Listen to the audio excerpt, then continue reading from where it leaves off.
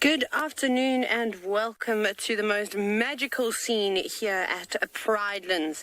The elephants are all swimming around, and welcome to your live African safari.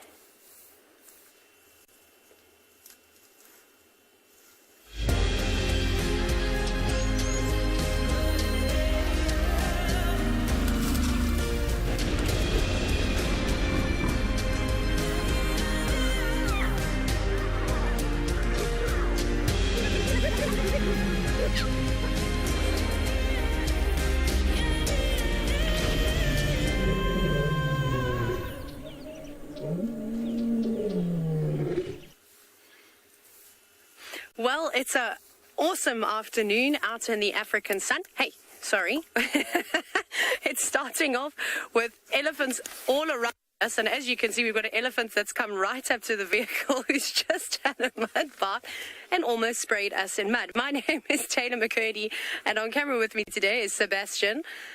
And that is a very naughty elephant that I like to call Susan. But we are sitting here at Pridelands, and we're right outside the eco-trading camp. There are actually students having a lecture right now, I think about mammals, funny enough. And, well, the best way to, of course, learn is to be surrounded by animals. So you can see the entire camp is literally littered with elephants at the moment. But remember, this is a live safari, so please send through your questions. Remember to hashtag WildEarth and comment away on the various social media platforms. We'll be very happy to have some chats with you this afternoon. But there's a whole bunch of us out in different locations. If you have been watching, perhaps this is your first time, well, prepare to have your socks blown off. Because first, you're probably going to laugh at all the elephants as they roll around in the mud, as this one does. And if he's not careful, he might slip and fall, which could be quite comical to see.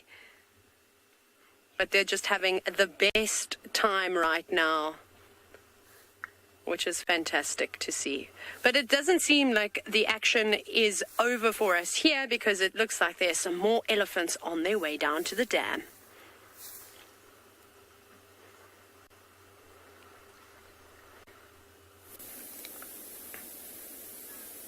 Good afternoon and welcome to Djuma Private Game Reserve, everybody. We've got a wonderful brown hooded kingfisher just perched here in the drainage line. Hello, my name is Steve Fogelbridge, joined by Theo Ardenstyle camera, and excited to have you with us on this afternoon. It's quite warm, so we're going to be sticking to the shade for a little bit, doing a river cruise so that we don't overheat. This bird is doing the same. He's just chilling. Bound down these drainage lines, these brown-hooded kingfishers. Very good eyesight. They sit perched, waiting for movement of an insect before they jump down or plunge down onto it.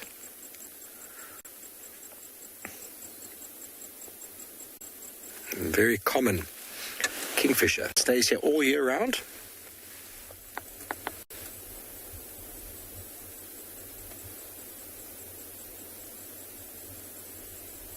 And with all kingfishers, they've got a very long, straight beak, but doesn't necessarily mean that they all hunt fish. These guys, you can find them near water, but for the most part, they are woodland species found in and around the savannah.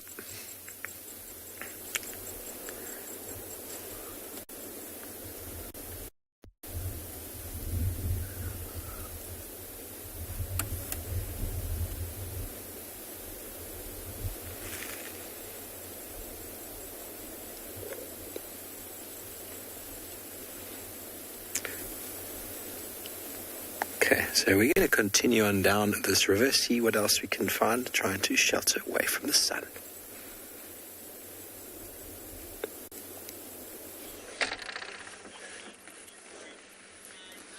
It is so warm out here on Djuma Game Reserve in South Africa. I'm not too far from Steve, and I'm sitting here with the Djuma Pride.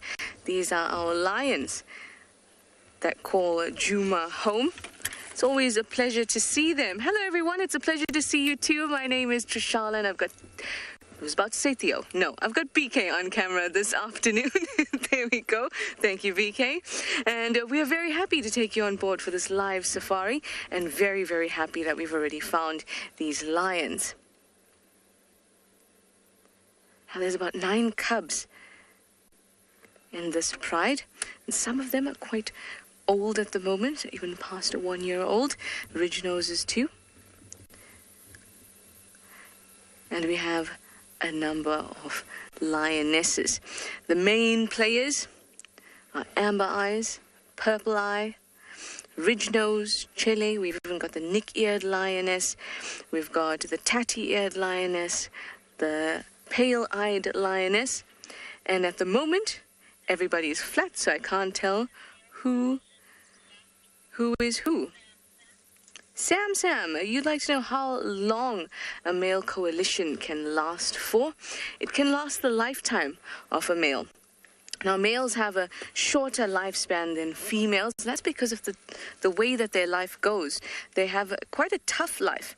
And if they manage to survive to adulthood and actually get into a coalition and solidify themselves in a coalition, then that can last a full life. Because having to interact and fight with other males to get into coalitions and to take over prides, that can kill a male. So it's a tough life, and most of the time a coalition will last for the lifetime of that animal. The coalition that the Nkuhumas belong to are the Avoca males, and there is one somewhere around here, but like I said, they're all flat at the moment, so it's just a puddle of lions. I can't distinguish anybody.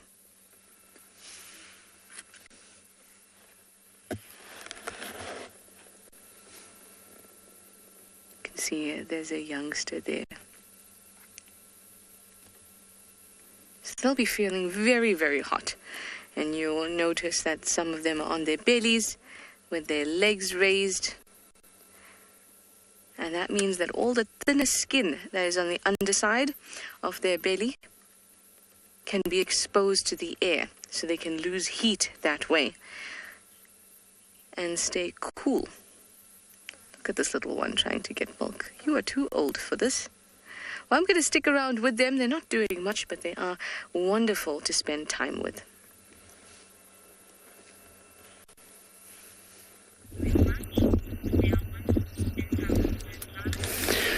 Jumbo Jumbo, hello, and a very good afternoon from the Masai Mara of Kenya. And we are having lions just like what Trishula got.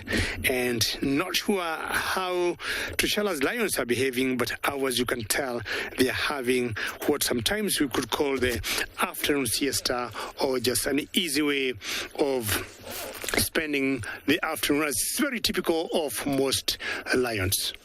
My name is David, and with me on camera today is Bungei. Bungei, how are you? And Bungei says the two lionesses there, this means there could be a male hiding somewhere. Now let him show us where that male he think is hiding somewhere near those two girls. Very good. I cannot trust you, Bungei. And this particular pride is called the Mogoro Pride. Mogoro Pride, I'm not counting the male. There's two girls, two sisters there. And the male there just took over this pride from the previous males that were here before. Look at how they're panting because of how hot it is. Remember, we love to hear from you, comments or questions. As usual, if you can, please send them through. And you can do that using, you can tweet #WildEarth. Or you can also use @FC in the comment section of the YouTube chat channels. For the young ones, kids' questions at wildearth.tv. You can do the same by sending us comments or questions. Now, these two girls here, initially there were three. But now we do not know what happened to the third one. We've been seeing two since last year. The male is very new, and he just took over from the previous males here. Remember, we are coming to you live from the Masai Mara.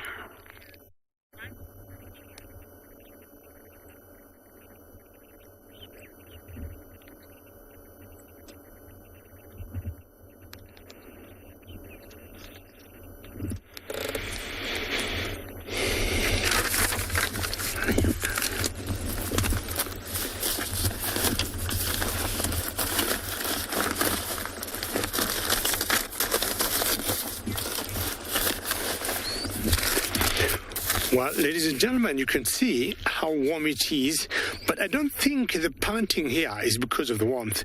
It's just because these two girls have eaten so much. We all know it's during the migration time in the Mara, and that translates to party time. There's lots of food around, and very close to where we are next to the banks of the Mara River, and there was a crossing here earlier today, and I was told late last night, these two lionesses got themselves a wildebeest, which is stuck or stashed somewhere in the grass that you see there, that we call the elephant grass.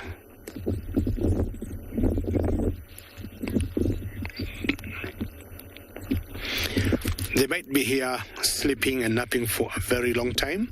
And if you look carefully, you can see the big boy, or the male that is in charge of these girls here, moving one of the paws. You see the girls with the panting. You see, it's not sunny, but it's just, too much in their bellies. We've been thinking that the two girls are pregnant, so it's a combination of, maybe having little bundles of joy in their tummies, and in their uterus, and the bellies are full of some loads of pounds of flesh from the wildebeest that they killed last night. But the wind is pretty good, just blowing there, keeps them cool. Hello, sir. Jumbo Jumbo. You are good looking. Gorgeous. And ladies and gentlemen, remember again, should you have any comments, look at that one male. Should you have any questions, please send them through, because you come into live and be able to answer your questions, or just, acknowledge your comments in real time. As I said earlier, you can do that using #WildEarth. And that's on tweet. Up you go, big boy. good looking. Look at the belly of that gentleman there. Now, this male came from a different area.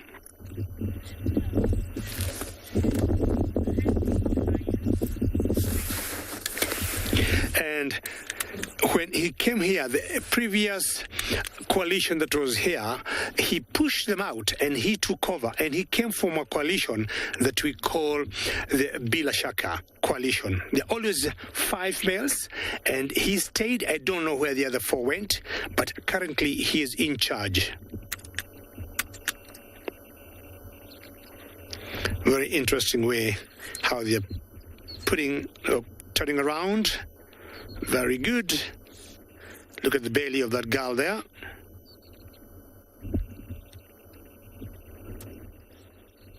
There's a great shot there. I just wish they could all rise up.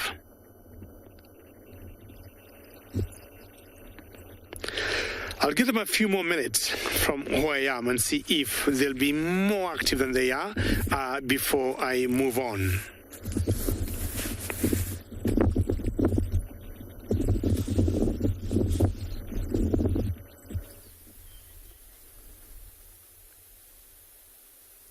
Good afternoon and welcome everybody to andBeyond Phinda Private Game Reserve. It's a beautiful hot sunny afternoon and we're just sitting here with a herd of zebra and a couple of warthogs. My name is Grant, with you for the first time this afternoon, and behind the camera is Craig, and we are out in the open grasslands looking for that pride of lions again this afternoon. We've been seeing the sub-adult males and the adult lionesses separately, so I thought it would be quite nice if we could come and have a look and see if there's been any changes, if those young males are by themselves still, or if they've managed to link up. But in the meantime, while it's nice and warm, those lions are probably fast asleep. We'll spend some time with these zebras. This young foal is getting closer and closer to some warthogs, but at the moment it's just feeding. It's actually being quite selective. It's really, really close to the ground. It looks like it's picking off the tiniest little shoots of perhaps fresh little grass shoots that are starting to come through. And if you look at that little zebra, it's still got quite a lot of baby fluff. Very, very cute. Wow, Zippy, that is a very interesting question. So, most of the large herbivores, in proportion to the rest of their body, have a relatively small brain. Most of the space in their head is actually occupied by their eyes, and usually a very big nasal cavity. So, yeah, to answer your question, I would say that zebras, in relation to their body size, have quite small brains, but they have incredible eyesight, amazing sense of smell and hearing, and those are all used for detecting danger and ensuring their survival. So they use those as their defensive weapons, as opposed to being able to think, which is obviously the way that we defend ourselves.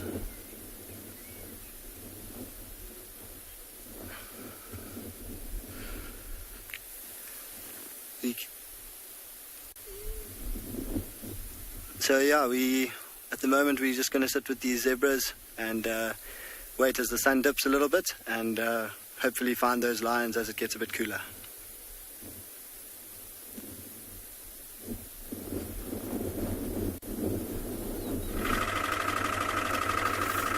So I'm just doing a little bit of repositioning because we've got one of our rather large elephant bulls. He's probably going to either make his way up where we're sitting, or he might use a different pathway. But out here, the animals always have right of way. Just going to see where he's going to go, but you can see he is enormous.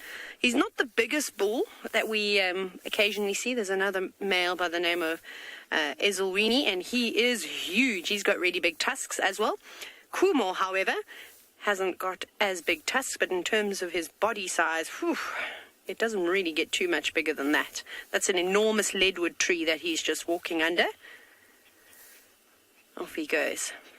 So it's always just good just to give him some space. Not that I'm particularly worried at all. He'd probably walk right next to the car, but I don't want him to feel uncomfortable or change his behavior in any way.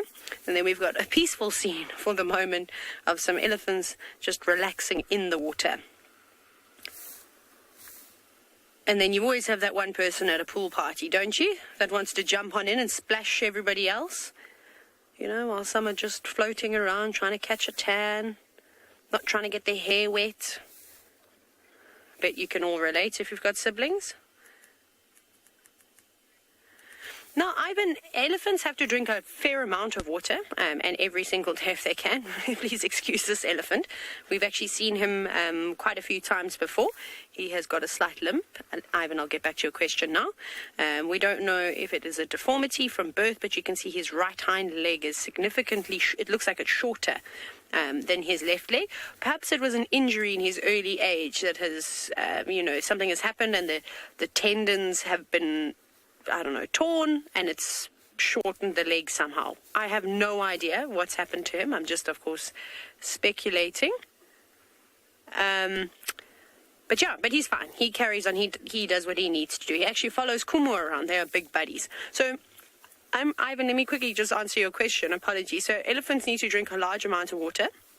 Anywhere between 120 and 150 liters of water a day will be sufficient for an elephant. But if it's a nice hot day and it is available, then they'll drink whenever they can.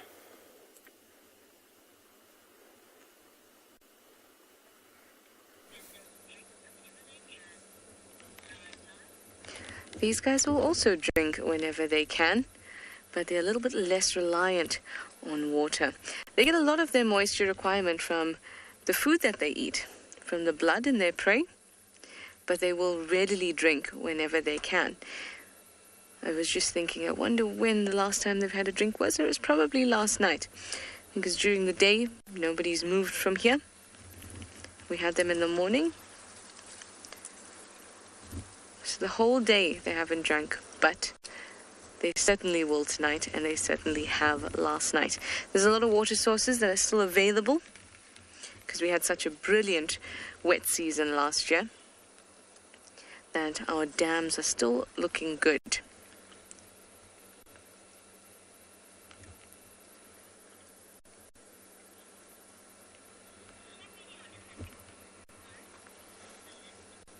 Rosalind, you'd like to know how many of these wonderful animals do we have? So we have 9 cubs plus 7 lionesses, which is 16, plus the 3 evokers, who are not part of the Pride. The Pride is female and their offspring, but the coalition that is in charge of the Pride.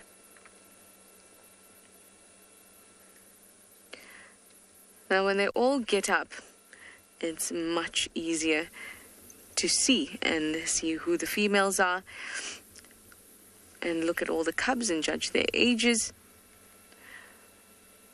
The oldest cubs belong to Rhinos, and they were born in June last year. So they're a lot older, and the youngest cubs were born at the end of last year.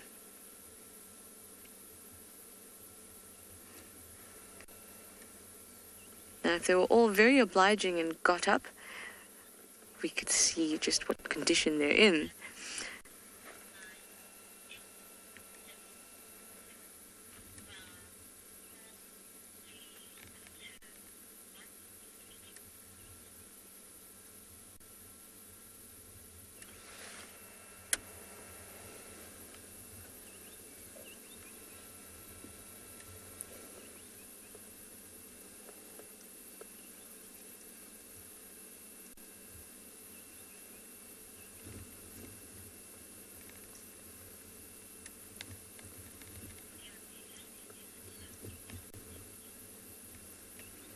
Someone's picking up their head now.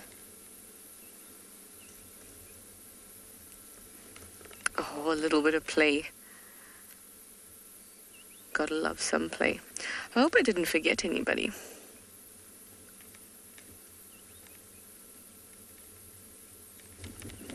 But I think I am correct.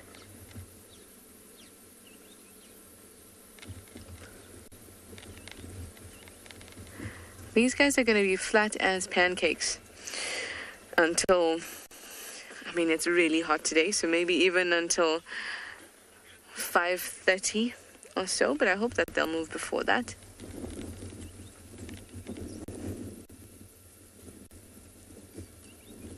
At least there's a nice breeze. So I parked here looking for a bit of shade for myself, but the lions took most of it. No surprises there, though.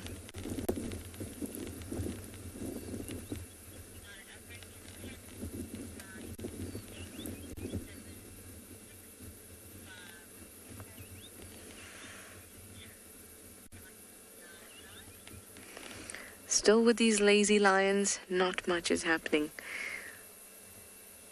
But considering that they spend so many hours of their day asleep, well, not really asleep, they're kind of semi-awake. More like they're resting. Because if something had to suddenly come past them, they would be very, very alert. But they certainly do spend lots of the portion of the day lying up like this. Sometimes they can be fast asleep, it's true, but they don't actually have what we call REM sleep or deep sleep as much as you would think, considering how flat they can be throughout the day.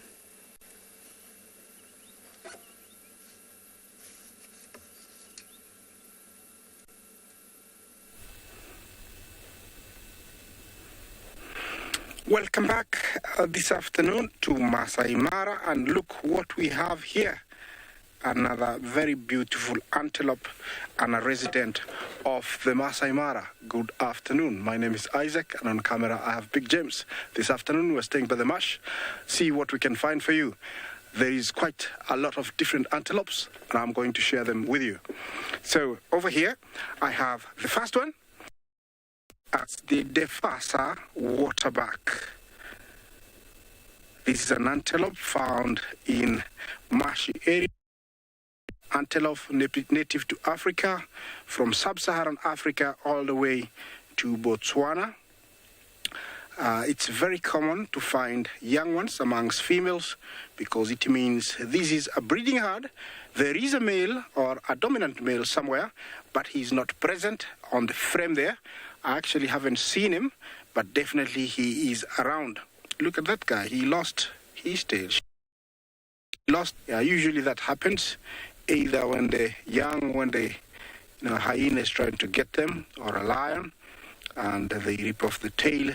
Survival, losing a tail, so they'd rather survive and lose a bit of tail. So she might have lost the tail from a lion. Here you can tell it's a breeding herd because you can tell there is different sizes. There is different sizes of them. Gestation period is around 9 months for these guys, and they give birth every about 2 years.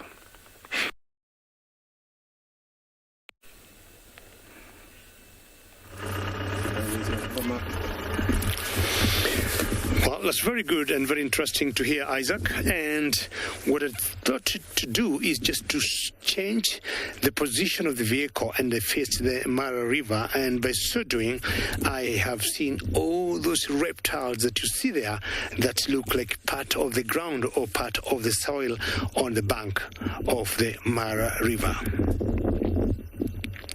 Now, all those reptiles that look like logs or rocks are what we call the Nile Crocodiles. I'm trying to count how many they are there. 1, 2, 3, 4, 5, 6. I mean, it's just so many. Now, this particular point, there was a crossing that was going on, and I can tell you, we saw one baby wildebeest that was brought down by these Crocs early this morning, and that's why I'm sure they're still there, and they're very, very full. Typical typical for crocodiles to take as much sun as they can the better part of the day. We've found out that crocodiles do not do very well when it comes to digestion, and they will need a lot of solar energy to help them break down what they eat. Apparently, they do not chew the meat they eat. They cut it in big chunks, big steaks, fillet steaks right through the bellies. And by getting so much sunshine at night, the digestion takes place slowly, albeit they may not have the enzymes, and the digestion will take place at night, albeit very slowly.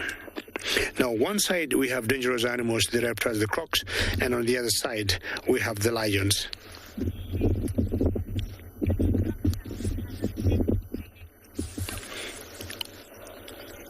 Musha, you're wondering if crocodiles have a set breeding season. Musha will say no. Crocodiles will mate anytime, will lay eggs anytime, will incubate them anytime, and after about 9 days, that's when those eggs, once they're buried, on the riverbank in some deep hole in the sand, that's when they hatch out baby crocodiles. So they do not have a particular season like, say, the wildebeest. There is certain animals, Musha, we know, like wildebeest have a particular breeding season.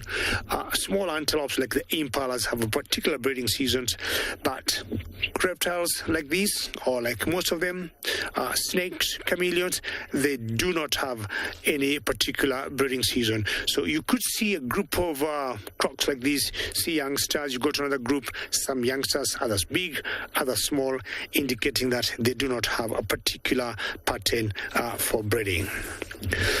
Well, I think I've done pretty well by the river, seeing lions on one side, crocs on one side. I think it's high time I go look for something else.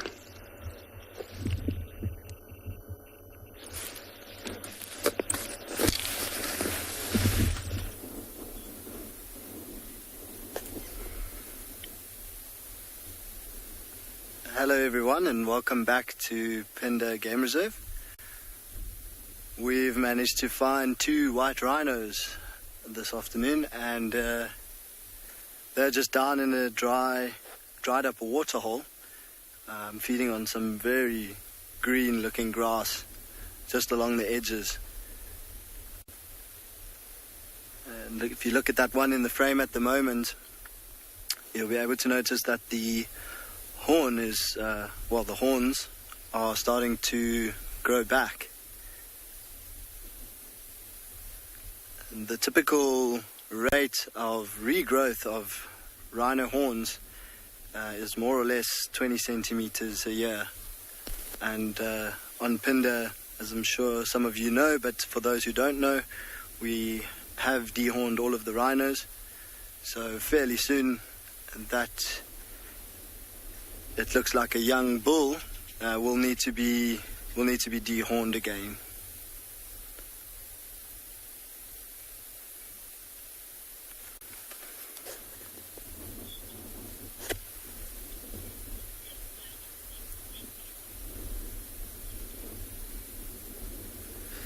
Thanks for the question there, Tim. So they have a few very similar characteristics. They are both large pachyderms, so thick-skinned large mammals. They are both grey in colour, despite the names of being black and white rhinos.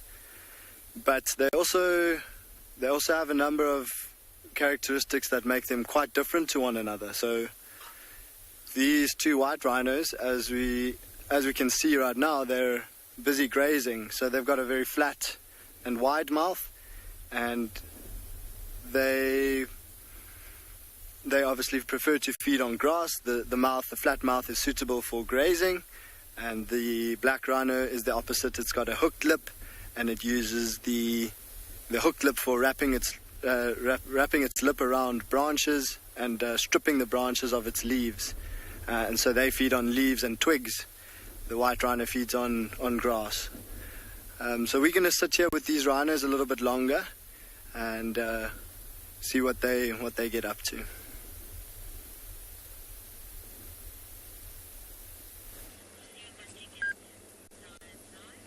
And so wonderful to be able to see rhinos and doing so well. And also being able to show them to you so that you can see an animal that's becoming rarer and rarer. And it's true for lions as well. Fierce, large predators, but they're also in decline. And unfortunately, this seems to be the story for all the animals we see out here. Apart from the impala, unfortunately. But they too need to be protected because they are important to animals like this. And the more we can learn about them and appreciate them, the better it is for all the species. Love their whiskers there. Long and stiff. An extra tactile sense. Just beautiful animals.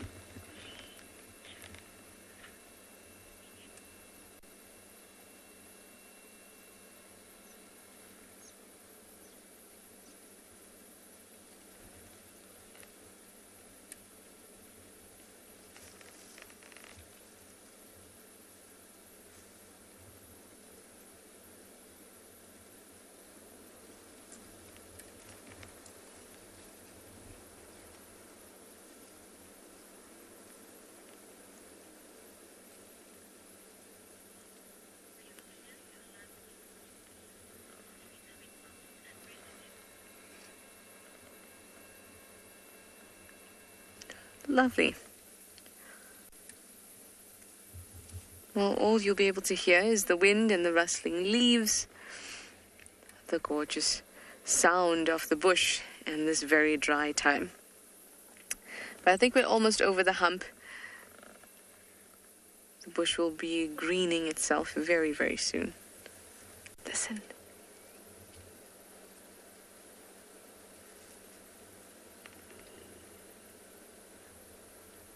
It's like the trees are talking to us with one half kind of growl that just came from one of the lions as well.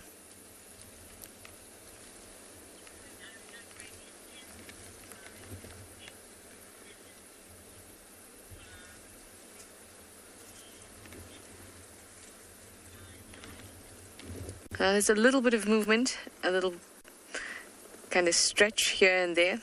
But that is about it. The breeze has picked up, so that's going to cool us down. Oh, I saw a little one move and then it didn't. That's how lions go. They move and you think they're going to go somewhere and then they go 1 meter and then they sit down again. Now I want them of course I want them to get up, we all do. But there were 4 sub-adult females, which would actually bring our total of females in here to 8. But I haven't seen that sub-adult female in a long, long time. But I do remember at one point she came back to the pride, and then she left again, and then came back. Rachel, you're 12 years old. You'd like to know how many teeth lion have. Lion have 30 teeth, like all cats. They have incisors. Those are the front teeth, the ones you'd use to bite a carrot. And the ones that you see in bunny rabbits. And then they have canines. The ones that they use that are very sharp, that can pierce the skin of prey. Oh, look at that. Very comfy position.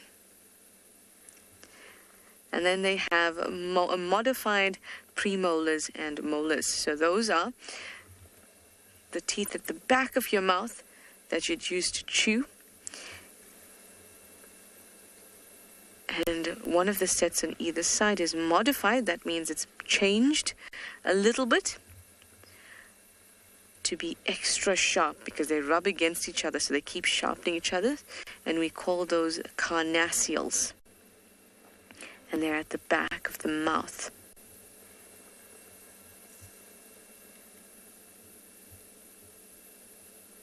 That's what they'd use to shear meat off bones And they're very, very sharp. Oh, somebody's shy. Not anymore.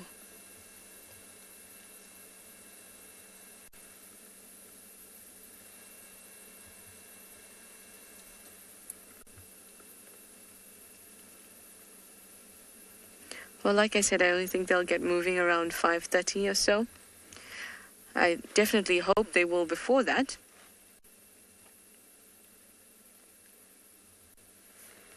But I suspect that will be it, if not actually a little bit later, considering how warm it is and the sun is starting to set later and later. And they definitely need a meal because they didn't get one last night. There have been buffalo around, and there's still buffalo on the property. And the pride is quite large now. So they need to be able to feed all those mouths.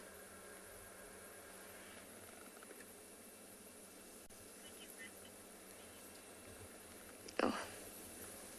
A little bit of movement. A twitch here and there, a head roll, but that is it.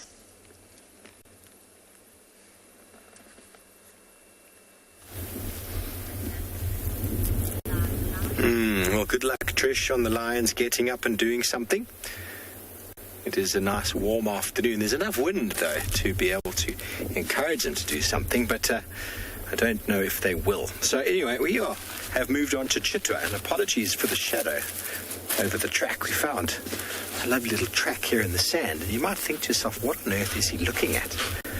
And clearly, this is the track we're looking at over here. Can you see that there? No. Okay, so there's a pad, the back. There's 3 lobes, and there it is there. And there's a toe, 1, 2, 3, and then the 4th toe is there. It's not very clear. Now, you might think to yourself, what on earth is that? Now, you can kind of confuse yourself sometimes, so use some form of measurement. Okay, so if I take this and I measure the back, and I measure the front, I'm going to put my knife there. My knife is 10 centimeters. Okay, so that is a 10 centimeter track. Now, it's not a very big leopard track. It is a leopard, by the way, but it is a male track, but not the biggest male I've seen, which means it's probably Sabui and her cubs, because there's a female track just over here. So this is probably her boy. Now, her boy's got, obviously he's a boy, and the boys have got bigger feet. And this is just touching the side. So this is probably his back foot. But he was walking here. Here's another track over here. It's not very clear. It's a lot bigger. If I show you that one, you'll be able to see that that is clearly 10 centimeters. And the side toes, the back pad, the side toes are far wider than the back of the foot.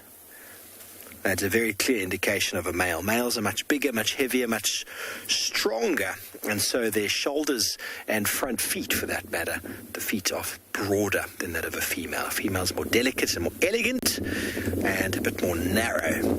So I'm trying to get hold of the guys from Chit to see if they managed to find these leopards this morning, but no luck so far. So we're just going to move around a bit and see if we can figure out where they're gone. There's definitely a male and a female track here. Whether it's Sabui's cubs or not is very hard for me to tell you.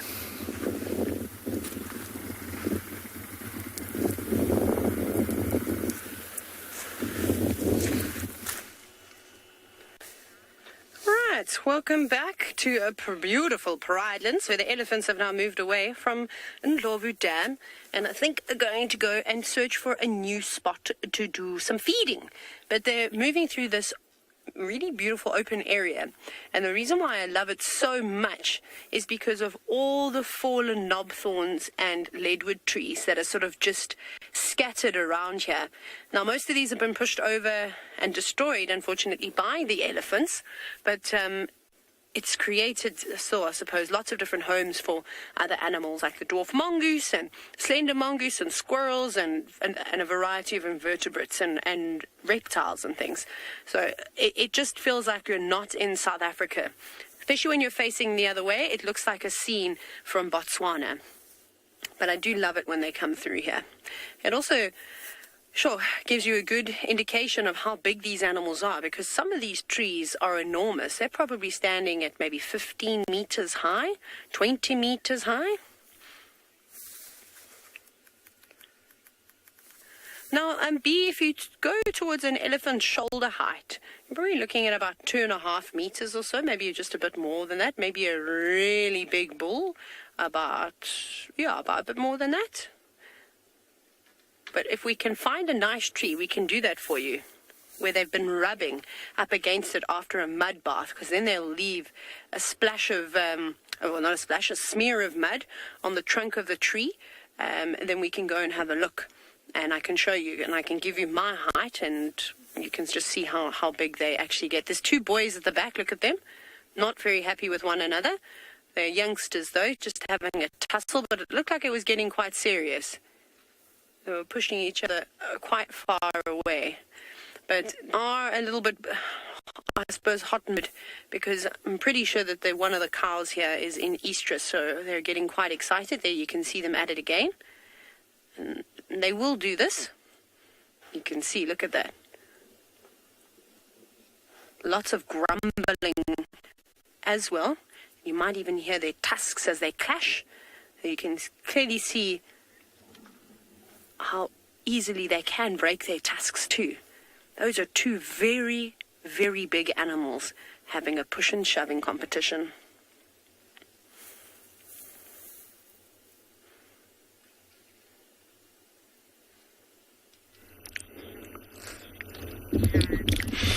Well, it's interesting to see elephants pushing and doing a bit of shovels there, pushing each other. We got one mammal here that's not pushing anybody and is just enjoying her space in the water.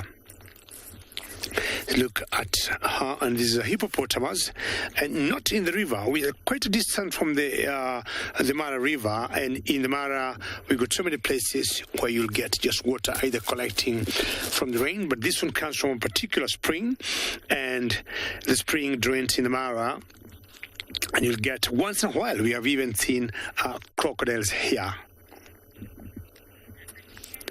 I think is a lone male, and remember, we are coming to you live from the Masai Mara of Kenya.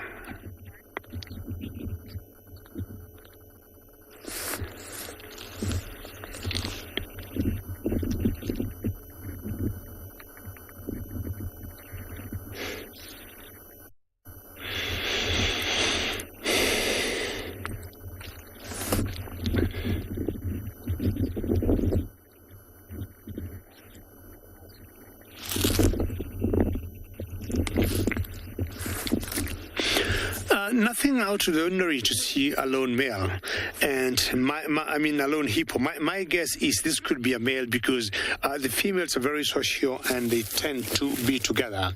And my guess would be this one has been thrown out of the group that they are supposed to be in, and go live your life, go get your space, go get your territory, and maybe it's from here where he's weighing his options. Does he go start his own life? Does he join, another group? But once in a while, you'll get some, dominant males accommodating single males like this just for some time, but not for breeding purposes. But he may, go and join them. You look at him, he's just moving around, turning his head. To me, he doesn't look very comfortable where he is. Because when you see the other hippos in water, in a big group, they're always comfortable, breathing once in a while. But him, he looks like a little bit nervous.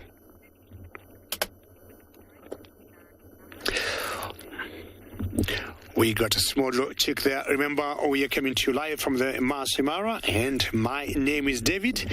And from the hippo, now we have moved to a lapwing, and this is a chick of a spar-winged lapwing.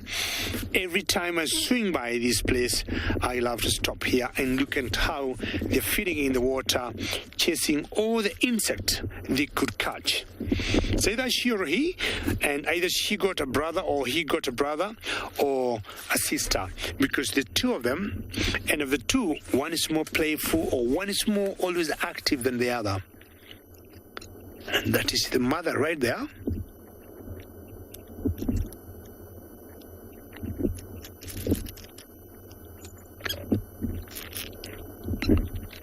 I hope you can hear her calling. So one chick come home, stay there. It's a bit cold, big wings, and you can see how her feathers blend in with the ground there. Now we'll just leave her to make sure maybe she also brings the other chick on board and keep them warm and give them their space for the afternoon.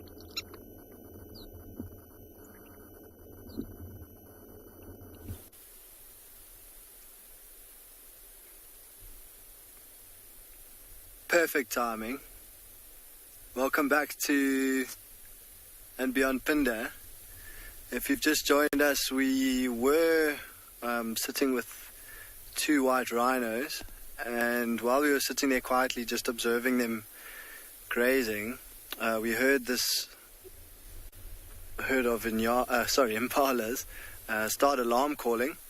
So we came around as quickly as we could to see what they were alarming about. And we've had a very thorough look around, but we haven't been able to find anything, and it looks as though they've relaxed a little bit. They've gone back to feeding and grooming themselves and going about their daily business. So it seems as though the threat has either passed, or perhaps there was no threat at all. And sometimes they do see a bush moving in a strange way, especially today. It's quite windy, so it is possible that something caught their attention that looked like a predator or a threat to them, and one of them would have started to alarm call, and the rest would have picked up their heads and looked in the direction of the one that was alarm calling it was looking in. And often the herd mentality leads them to do what others are doing. Sarah, that's a good question. So impalas are extremely athletic antelope, and they are one of the fastest out in the African bush, and they most certainly can leap very high and very far if they need to, especially while they're running away from a predator. Often, I mean, if you look at the vegetation that they're in now, imagine if something had to run, burst out of the bushes and try to chase one of them. There's quite a lot of bush in the way, fallen over trees, and so they have to duck, dip, dive and dodge as many obstacles as they need to get away, and often leaping pretty high to get over an obstacle is their only option. So they certainly can jump very high, but only if need be. I have seen, though, especially after a very cold or a wet night, they would, almost in excitement and as if to warm up, they would chase each other around and jump and do what's called pronking, which is a type of display where they jump and sort of arch their back. If for those of you that have seen a springbok often do the pronk. Impalas are capable of doing the same thing, which is, I suppose, a leap, Sarah. So we're going to go back and have a look if those rhinos are still around, and if not, continue and see if we can maybe find those lions.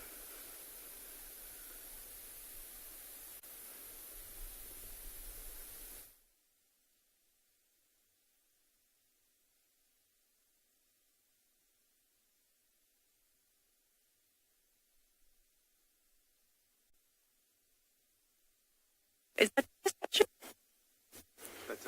Sorry, everybody. It seems as though I constantly have audio issues, so I'm going to stand on the car. No. Yeah, she's going to sort it out now. Better? Yes. Sorry, everybody. I don't know why these things happen. But anyways, so if you look at this branch over here on a tree, that's about 2.5 meters high. And a female elephant could quite easily come through and scratch on that. If you look very carefully just on the underside, there's actually some mud there. But that's just a female elephant. The bulls get much, much, much bigger. And I don't even know if I'll be able to show you, but there is another branch just that sort of curves just in front of me, up and over here. And this is probably about 3 meters or so at height. And there is also some mud just on the underside. So an exceptionally large elephant bull would be able to sort of scratch around there. And you know, you get these giants that are sometimes weighing over 7 tons, and they could probably get to maybe over 3.5 meters even, particularly tall. And maybe you were watching yesterday afternoon, we had an elephant bull, Kumo, who we just saw at the dam. He stretched all the way up, literally to right above Sebastian's head, and reached on these overhanging branches, which was really, really cool. And that's, of course, with his trunk.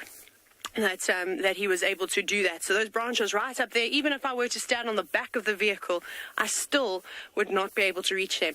I actually don't even think if I sat on Sebastian's shoulders, if he was standing up on the back of the car, that I could reach that. So they don't get quite as tall as giraffe, but they definitely do get to a fair height. So it's always really amazing when you see the elephant bulls, and maybe in the next few days we'll be able to see the elephant always come to this tree, and then you can just really see how tall they kind of are. I'm not short, but I'm not particularly tall, but I definitely do get dwarfed by the elephants. But they're moving all around us, just in the distance. I think we'll try and catch up with them and have another look.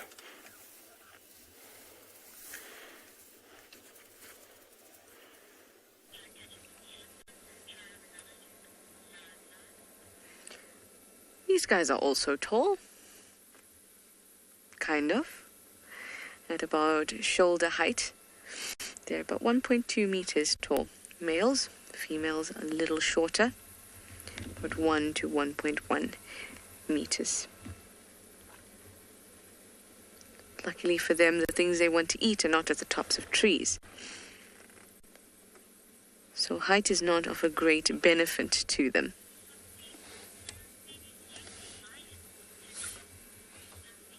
Sophie, you say so many lazy lions today? Certainly, a little lion puddle. If it weren't this warm, I'd say it's a cuddle puddle. But they're not cuddling as much as you would see when it's really nice and cold in the mornings, and we happen to find the pride, and they've eaten and they're not on the move. You find them this really nice little lion bundle.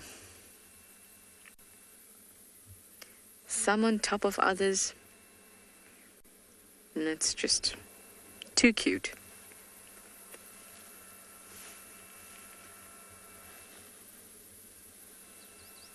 You get the occasional tail lifting up.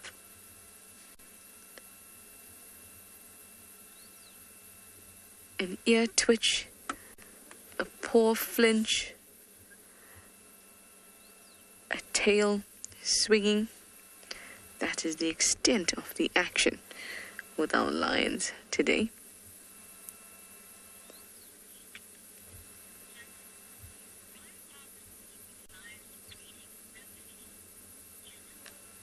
Janice, you'd like to know why they're breathing rapidly, even though they're sleeping. It's because they're really, really hot. Now, actually, they're not breathing that fast.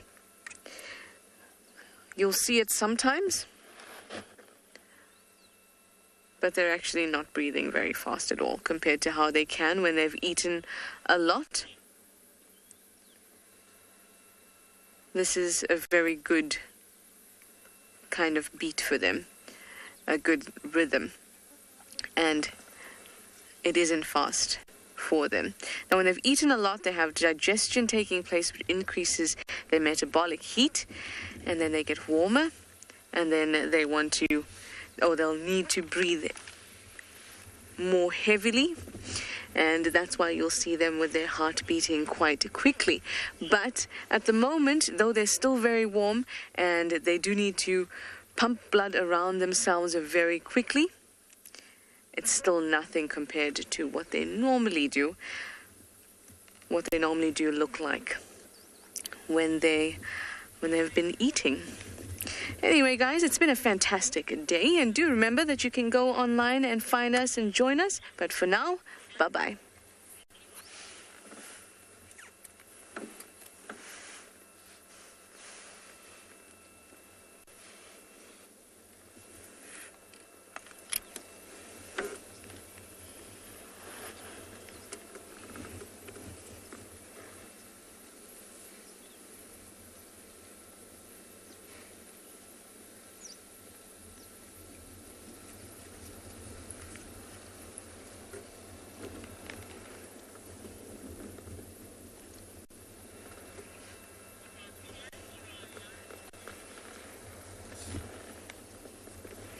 Hello, everybody.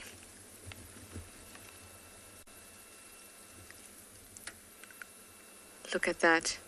Some action for you all. Oh, very cute, though. Playing with some combretum. Yeah, why not when all your other friends are busy sleeping? Why not play with a branch? And then pass out too.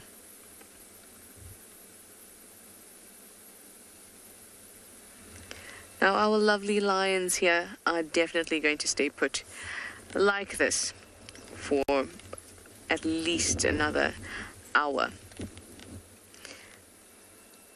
So I think we might drive around a little bit and see what else is around. And we'll come right back here. There should be another Avoca male somewhere in this area. Apparently he was chased from Little Gowrie by an elephant yesterday.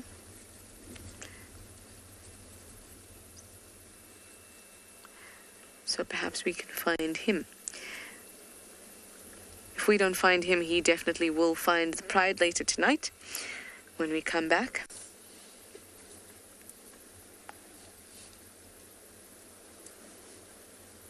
Hopefully we'll be able to hear them roar as well.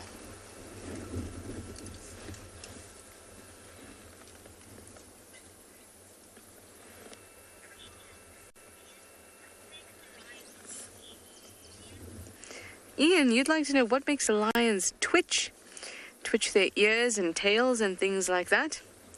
It's a muscle, gosh, Trishella, that just kind of just fell out of my mouth. It's a muscle reflex.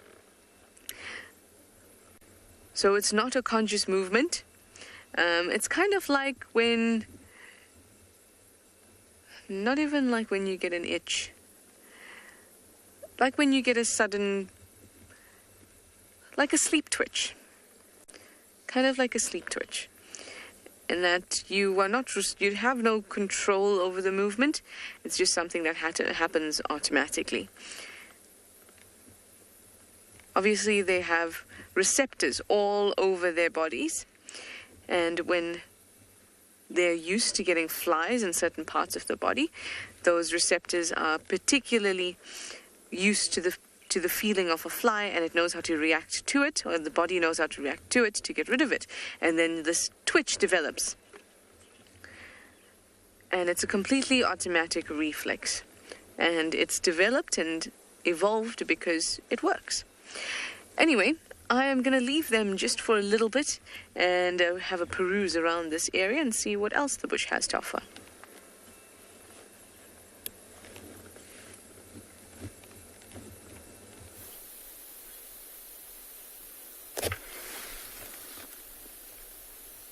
Welcome back to Phinda Private Game Reserve. We've come back to the waterhole, well, dry waterhole, where these two rhinos have been grazing. And the one just lay down for a couple of minutes to rest. But it seems as though they're now up and feeding again and moving off into the sunset. I've had a closer look, and it looks as though they are two bulls, so two male rhinos, which is quite interesting. White rhinos, going back to the question earlier, I think it was from Tim, the white rhinos are also quite a bit more social animals than the black rhino. The black rhino is extremely solitary, and it's very rare to see them in more than one of them at a time. But white rhino, on the other hand, you can see them in large groups, sometimes up to 12 or 14 rhinos all together. And these two being bulls, they will be in competition with one another, but it does look as though one is a little bit smaller than the other, and it seems as though this one at the back, or closer to us, the one closer to us is a more submissive and younger bull, and he seems to be following the larger bull, and he would have to be submissive to be tolerated by that large bull. Perhaps he's just learning, or he's just following that big bull to try and learn the surrounding areas, to try and see where there are other rhinos that have established territories. Maybe see if he can find himself a piece of land to call his own.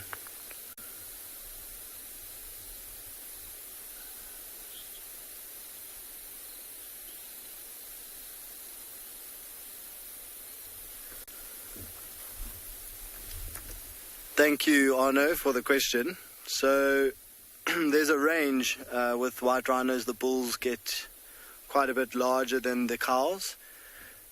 The range for white rhinos is between 1,800 and 2,700 kilograms, so 1.8 to 2.7 tons. So an adult, fully grown white rhino bull, he could push even up to 3 tons. That's a very large individual. But more commonly, 2.5 tons for a big bull, and for a large cow, somewhere between 1.8 and 2.2 tons, I would say. Black rhinos are a little bit smaller, ranging between about 800 kilograms and 1.4 kilograms. And the same applies, so the bulls being quite a lot larger than the cows.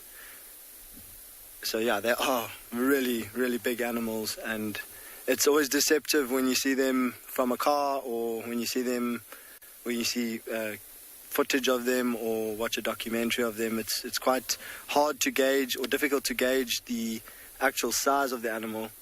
The best way is to get eye level with them and see them and compare them yourself with your surroundings. Basically, to see them on foot is when you get a real idea of how big they are.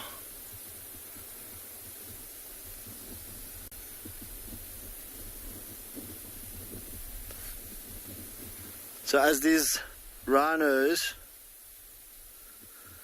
move off into the grassland, we're gonna leave them be, and we'll continue into the area where the lions were seen this morning, and see if we can maybe try and find them again.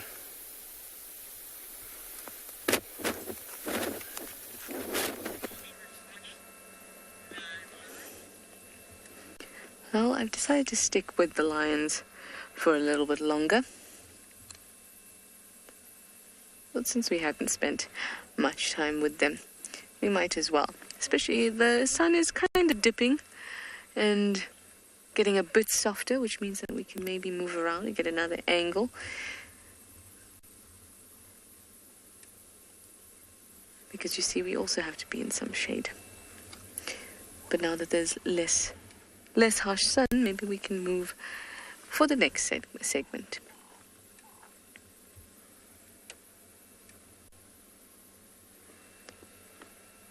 Now I'll let you experience what I'm experiencing as we go along and watch the lions in silence very carefully. You will be hypnotized and you will get very, very sleepy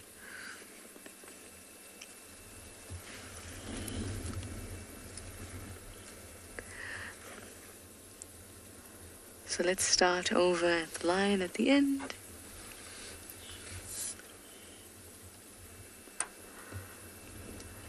And BK will very smoothly take you through all of these lions until you are absolutely hypnotized.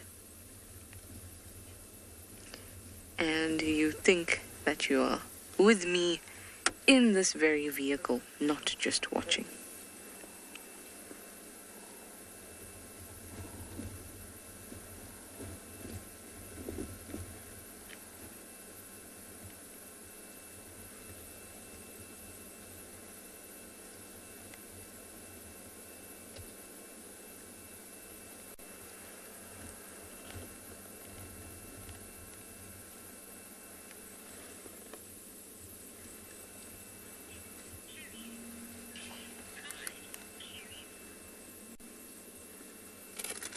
Carrie, you say a beautiful pride.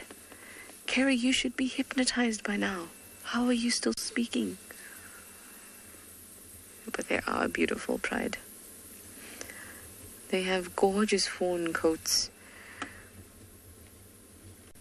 And I must say that at least the cubs that I managed to see, because everyone is absolutely flat, the cubs I managed to see were looking really good. The last time I saw them, they were, still a little bit patchy. But they're looking really good, and I'm very glad.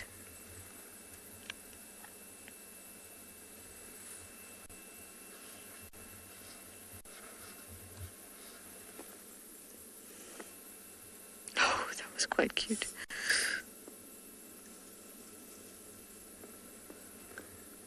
They're great at rolling over, and nobody even has to teach them.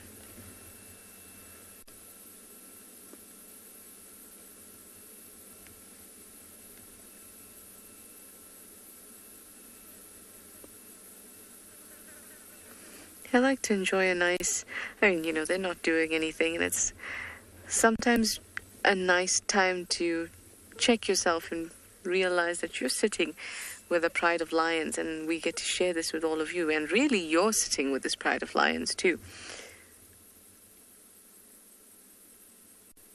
And it's just a nice moment. I can hear some crickets stridulating just a little bit.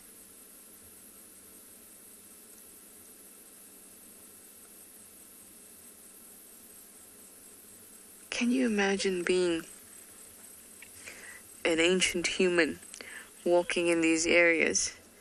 You would never, ever know that these lions were here.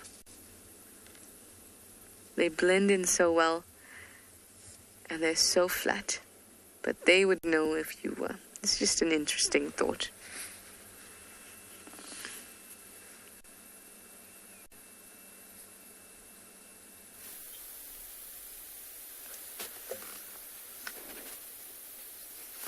Welcome back once again to andBeyond Phinda Private Game Reserve. We've come across a group of vultures that have found a nice, a sandy spot next to a little pan of water, and the one that you can see in the screen right in the middle, that really, really big one, is one that we don't get to see too often here on Phinda.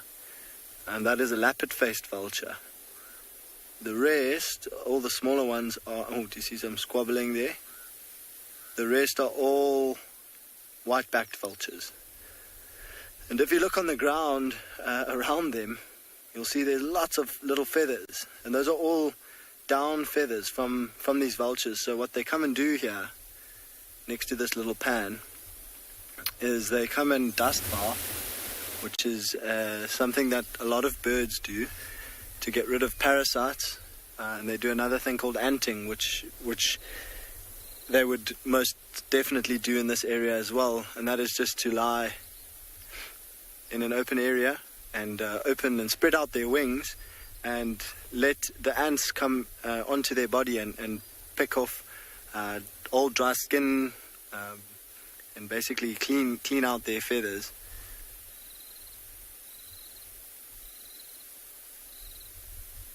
And for now, that's just what they've been doing. So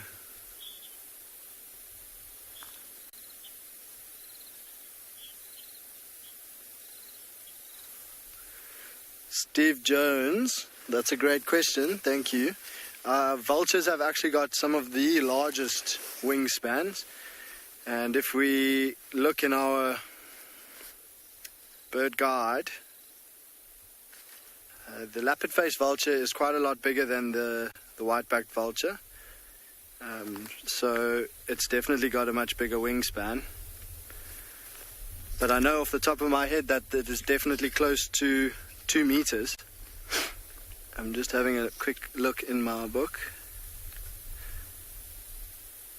Leopard-Faced Vulture's wingspan is 2.8 meters, which is pretty impressive. Can you imagine wings that are 3 meters long? And so an area like this is ideal for them to come and rest, especially if they want to get onto the ground and do some dust bathing or anting, because what vultures require in order to take off again is an almost like a runway. Just like an aeroplane, they require quite a bit of space to build up some speed and momentum and flap their wings as they run, and will eventually manage to take off. So they need a clear open area in order to do that. The white-backed vulture's wingspan is 2.2 meters. So I was close. I was in the ballpark. I said 2 meters. That's 2.2 and 2.8. Some of the smaller vultures, like the hooded vulture, there we go. And another.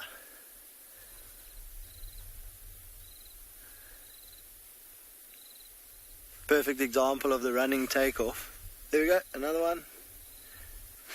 If you look on right in the middle of the group of vultures, there's one actually lying down.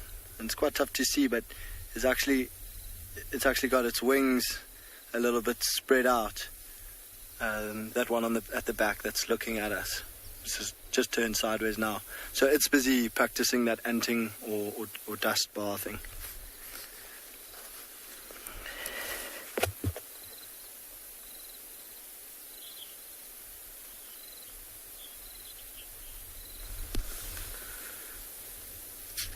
Forgive me if the name is incorrect, but I think it was like or life. The Leopard-Faced Vulture is 6.7 kilograms, and the white-backed vulture is 5.5 kilograms. So they are pretty large birds,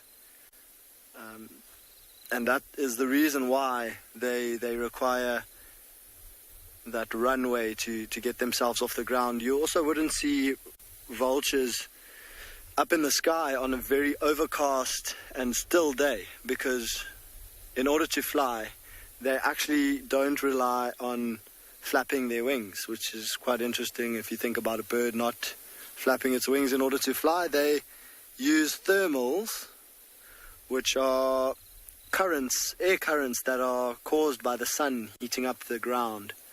And when the sun heats up the ground, the warm air from the ground level rises and spirals, and you might see vultures using those thermals to ride up high into the sky.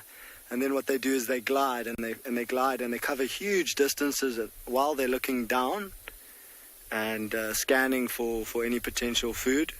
If it is not a clear day and there's no sun and it doesn't warm up, they would rely on wind. So they would need wind to, almost like a kite, they would angle their wings in such a way that they would get uplift by that wind and get themselves some height, and then they would do their usual gliding in order to try and spot potential food or carcasses, maybe find the predators, see if they can investigate if there's something there.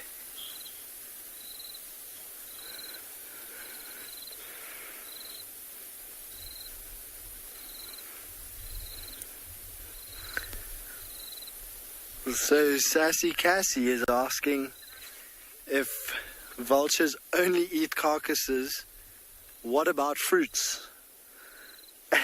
And that's a really, really interesting question. And I love to hear things like that, especially from guests, because it reminds you just about how you only learn things from being out in the bush, and we think and we take a lot for granted, but it's a great question. I mean, vultures, as we know, they only eat carcasses. They are strictly carnivorous. They eat dead and rotten meat only. They do not eat fruit. There are a number of frugivorous birds or bird species, but vultures are certainly not one of them.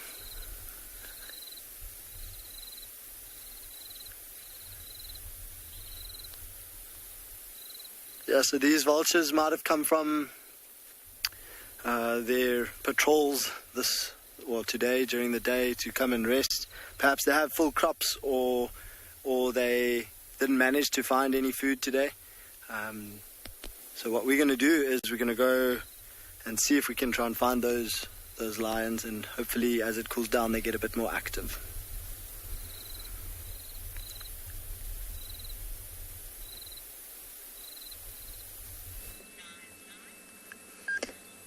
Here are some lions. Oh, at least somebody's being cute now. There's even somebody behind this little boy that's being cute. Oh, look at you.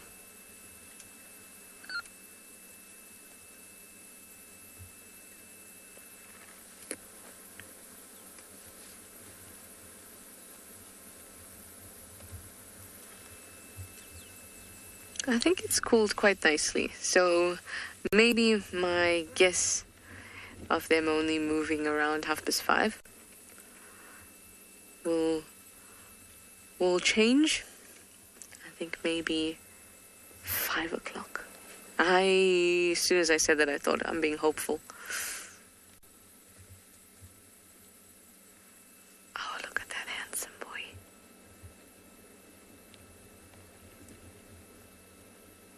I think this is one of Rhinos's too, because I remember the last time I saw them, they started to get this beard, the beginnings of a mane, looking quite handsome.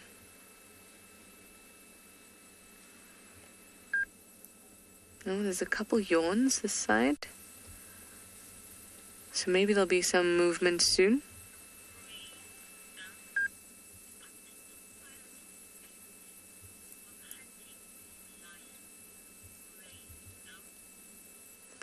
Grey Skull, you'd like to know what the quietest period in terms of hunting is for a lion? There isn't really a quiet period. Of course, if their resources are bad and herd animals who would be following good vegetation and water sources, if they start to move out of their territories, which is very unlikely in an area like this, you're always going to have herbivores around, then they would possibly go through a dip.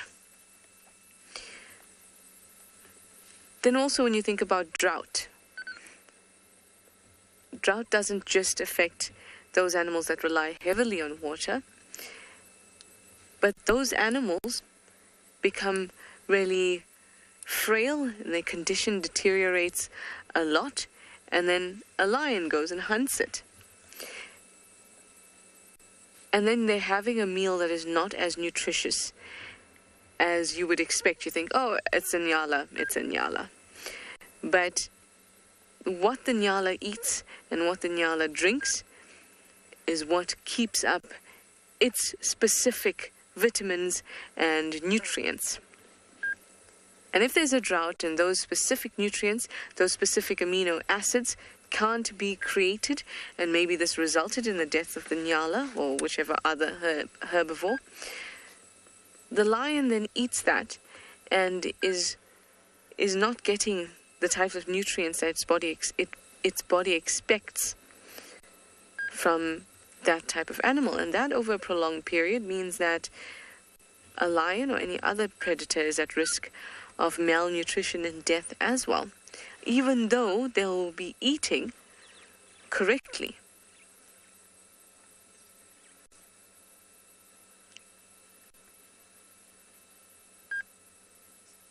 There are quite a few amino acids and some kind of semi-essential ones that cats can't produce on their own. And they need to get that from the meat that they eat.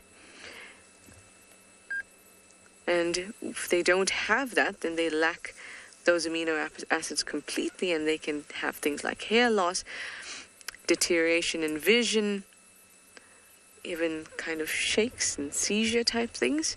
So it's not pretty. And that's the only really type of dip that they would get in finding prey.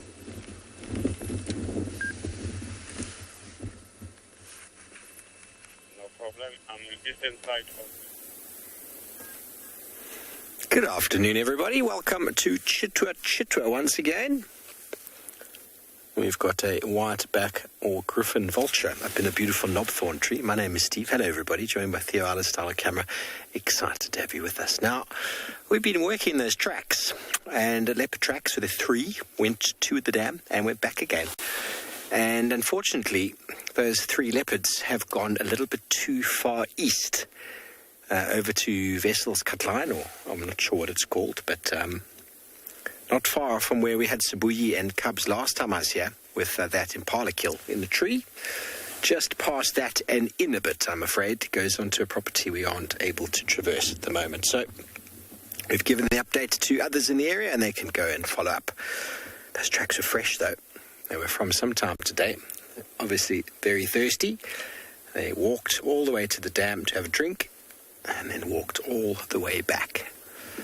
But we have got a whiteback vulture sitting up in a beautiful knobthorn tree with all the blossoms out.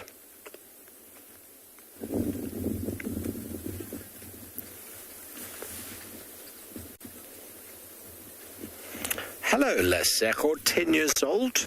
There is a collective name for a group of vultures called a kettle of vultures, but I prefer to use the word vortex. Because when you see a whole lot of vultures moving in the sky, they're spiraling up in a vortex. And but someone has called it a kettle. But I think a V for vultures, vortex, works quite well. But that's just me. So I suppose you did ask what I call them. I like to call them a vortex.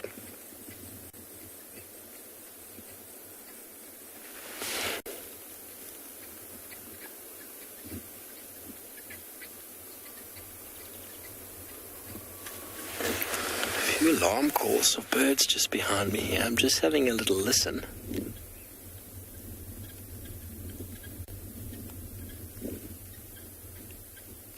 It's not very aggressive alarm calls.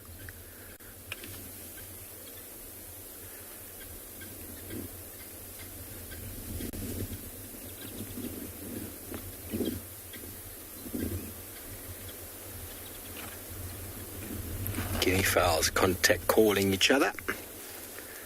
It's important to listen out, everybody. It's impossible to see it all. Our ears get very well tuned to the bush. The vultures have got incredible eyesight, but we don't have the same capability or capacity. Someone has come up with the suggestion that vultures can read a newspaper from a kilometre away. How on earth they figured that out? I didn't even know vultures could read.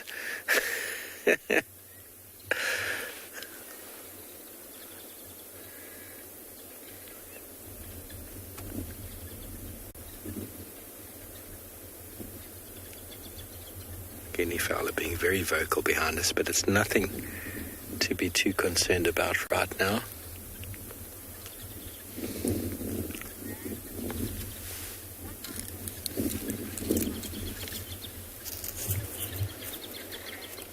Randy, the whiteback vulture is by far the most common, I think, throughout southern Africa.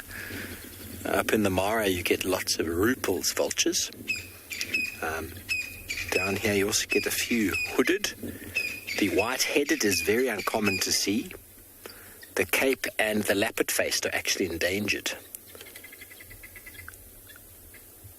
Okay, these guinea fowl are making more noise. I'm just going to go and have a look just around the corner here in this drainage, because they are making the kind of noise that often can indicate indicates something of predatory nature, but they're also being quite deceptive of late, our guinea fowl. Get them in the river. In front of us there. Let's listen to him cackle.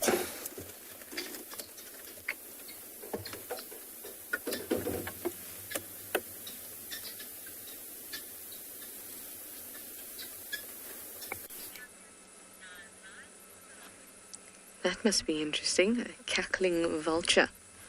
I do like vultures myself.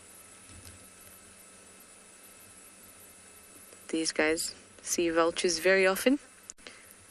Nearly always at a carcass that they are at. We were chatting about their nutrition or their diet a little bit.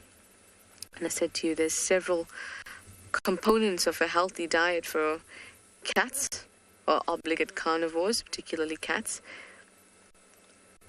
that they cannot produce, or they produce very low levels of. One or two of the big ones is taurine and arginine. These are both amino acids. And arginine is responsible for metabolism, and if there's an arginine deficiency in an animal, they can get sick very quickly and start to become anorexic, lose condition. And in humans, it's actually associated with ammonia building up in your body. I'm not sure if it has been linked to the same in cats, but having an arginine deficiency for a human results in that. As for, there's also retinol, that's vitamin A basically, that they will lack. And the other big one is taurine. Taurine's associated with healthy eyes, the production of bile. And they can only get these things, and niacin they also produce very little of. They also break down arginine very quickly. So they constantly need to get this array of amino acids. Sorry, I'm just kind of rattling them off as I remember them. This is something I read quite a long time ago. But if they don't get these from their meat, which is pretty much exclusively, you're going to find these things in meat. You're not going to find these things in vegetation. So if they don't get that, or the animal that they're eating is nutrient poor in those things, the retinol, the niacin, the arginine, the taurine, if they're nutrient deficient in those things, they will suffer, and you won't even realize it because they'll still be eating.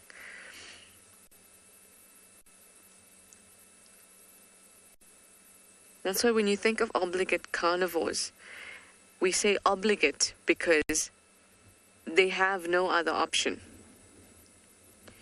but to eat the meat, because their bodies cannot produce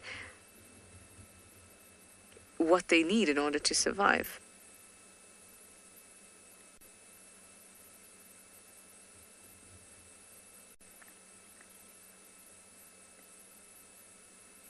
A bit of movement there, half playing.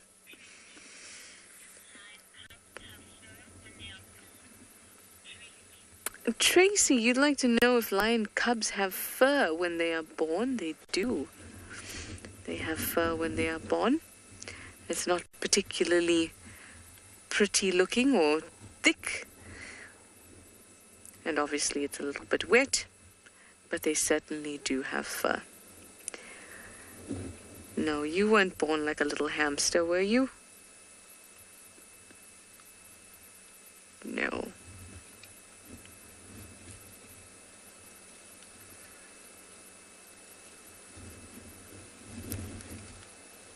Their eyes, of course, are not open when they're born, and they're very reliant on there.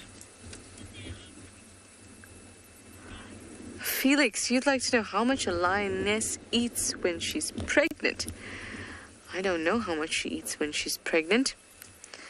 I know that if she really had to push herself and totally eat everything she could eat about 20 kgs of meat in one go. The males can even eat more than that, which is quite ridiculous considering that the males only weighs about 200 kgs, give or take, and he can eat, 10% of that, if not more, actually. Some sources quote up to 40 kgs. I mean, these are generally reliable sources. But when she is pregnant specifically, I'm not sure how much she eats or whether there's a big difference in how much she eats as well. Lions are not pregnant for very long. Their gestation is about 110 days or so. And that's important because the shorter period of time you have this thing growing inside of you and therefore hindering how much you can participate in hunts, or how well you can participate in hunts rather, because pregnant females will participate in hunts, but how well they can and whether they feel full of energy and things like that is dependent on this litter growing inside of her. And so this shortest gestation of about 3 months means that it's for a very short time that she has to deal with something basically sucking energy from her when she could probably use it for something else. But it's the meaning of life to reproduce, so she says it's okay. I shall keep you all healthy and give my energy to you in my litter, but I'm only going to do it for 110 days. It's such an amazing investment to carry a young inside of you.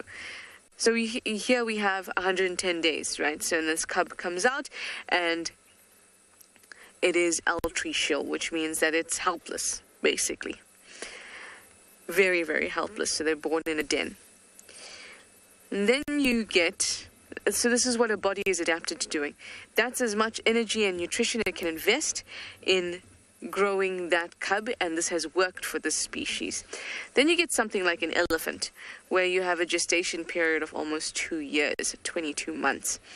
And how does the body even cope with that? Because there's so much that you have to give to growing an elephant inside of you. So in mammals, there's an area in the womb, actually the end of the ovaries, called the corpus luteum. And that's where a lot of the production or signals for production of blood vessels and anything that really has to do with the fetus is designated from that little kind of powerhouse. And elephants have multiple of those, where in humans we just have, just at the site of where that egg left the ovary, that's where it grows, we just have that one. Elephants have multiple of these so that they can sustain their pregnancy. Same with a cat or a lion. In this instance, they just have the one, so they can only sustain a pregnancy for so long. Very, very interesting stuff. I was ranting a little bit there, or going on a roll, but I hope you understood. WildEarth relies on support from viewers like you to carry on broadcasting our daily live shows. A small donation goes a long way in helping us on our mission to connect the world with nature. Please visit our support page to see how you can help and become part of the WildEarth family. Welcome back to Chitwa. We've got our resident waterbuck family. A moment ago, the two wildebeest boys we had in the same area were here, and they're going to force us to move now as they go behind the bump. Quite a common sight here at Chitwa is some waterbuck. Here we go, wildebeest are making it through the gap. The great migration. I'm only joking, everybody, it's only two bulls. Maybe they'll play with each other like they did last time, which was quite fun, actually, witnessing them going through all their antics.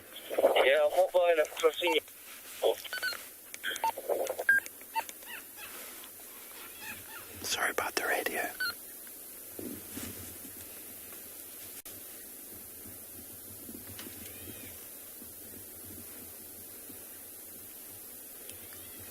You got this here?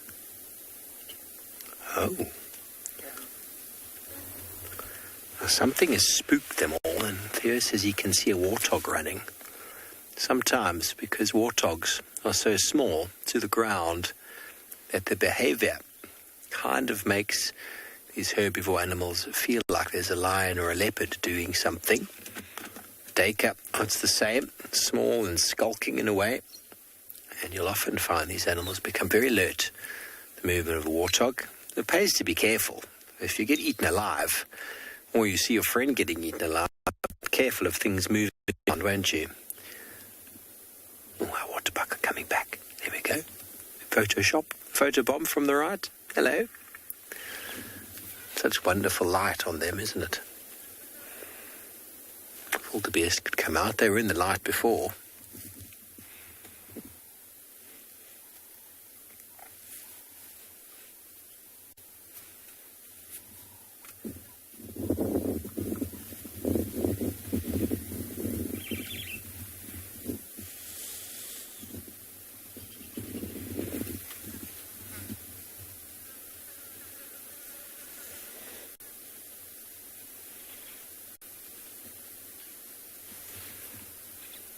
They're all looking at the movement of the warthog left behind. Such pretty animals, aren't they?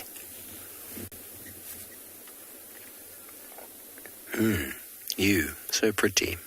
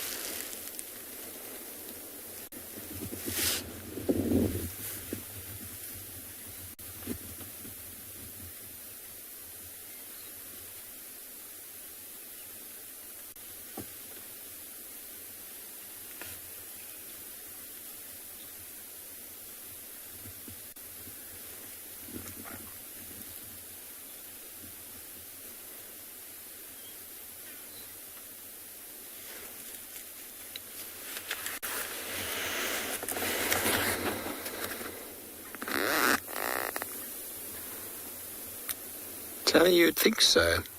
Vitamin D from the sun? I'm really not certain, though. There you saw the warthogs just run past. Off they went. Just here, in front of this bush, Theo, there's two water thickneys on the ground, just next to that elephant poo. One is standing, the other one is sitting. I wonder if they've got a nest. Hello. Very camouflaged birds. I only saw them because the one started moving a bit. They might be incubating.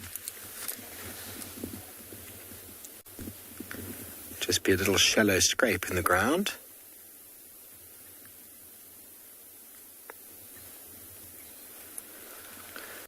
If they are incubating, it's two very proud parents. They're waiting for the hatchlings.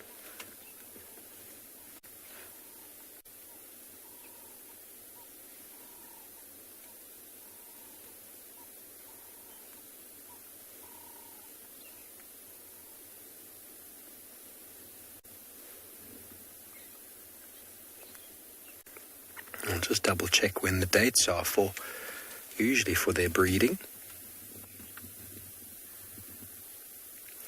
End of the dry season.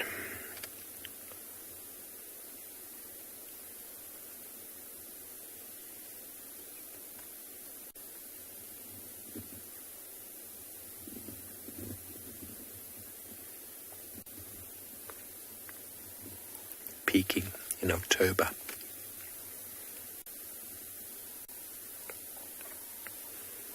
It's very possible. Anywhere from 1 to 3 eggs they could be there.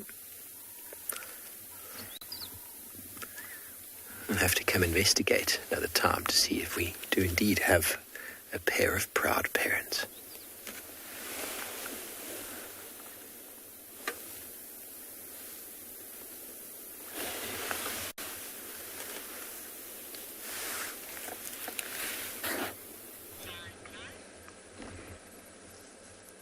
Sitting very pretty here, although I do predict movement very, very quickly, or very soon rather. But I've changed my mind very quickly.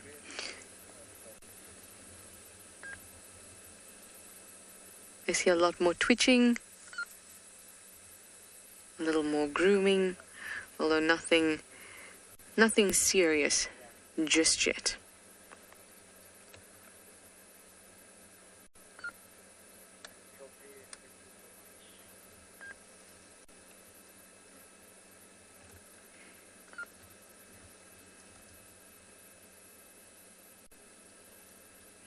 Speaking of, I think you were chatting about vitamin D deficiency, vitamin D synthesization with Steve. And interestingly, I don't think cats can actually synthesize vitamin D in their skins the way that we do. And they have to get it from their diet. Another one of those things that we're chatting about that is important in terms of what they eat. They have to have healthy prey. Because if they don't have healthy prey, then they become unhealthy because they rely so much on the nutrients of what they're eating. They can't just be like, oh, today I need some spinach, some green leaves in my life. Or maybe I need some vitamin C and I'm going to have some marulas. They can't make those decisions. They have to have meat because it's exactly what their body needs.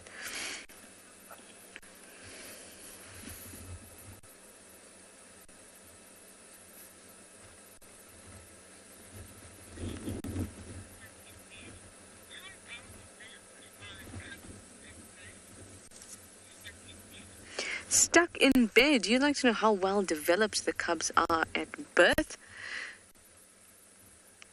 Not very well developed is probably the right answer.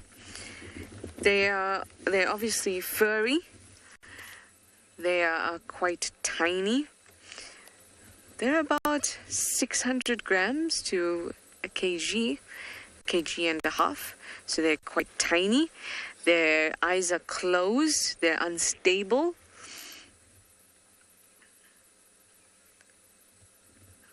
So they're very, very vulnerable.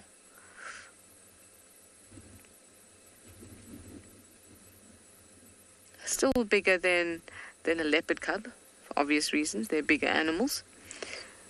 But ultimately, just as vulnerable as any predator's cub. In fact, the most well-developed of the predator's cubs would be hyena cubs.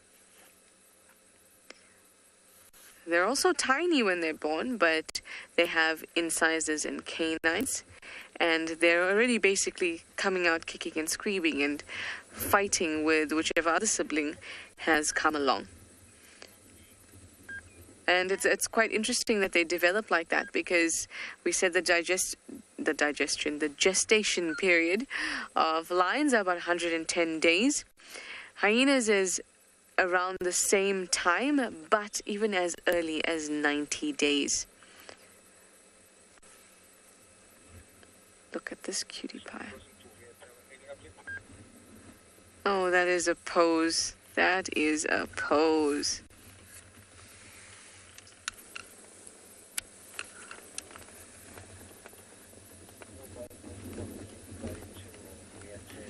Oh, so sweet.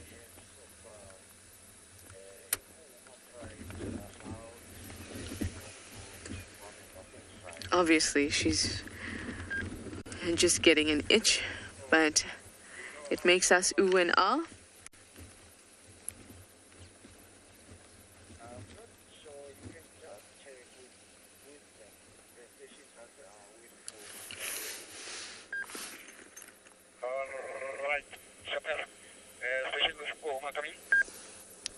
Standing by. Good afternoon, Elvis. I'd like to can I get a standby or come and join? You're welcome to join the space for two. You can come to the junction of Zoe's and Rebecca's and then continue to head south on Rebecca's, and I'll hear your vehicle and I'll give you a signal. Okay, I'm coming on car main, so I'm going to be heading north. Thanks. Copy, then just approach the junction with Zoe's and I will hear your vehicle.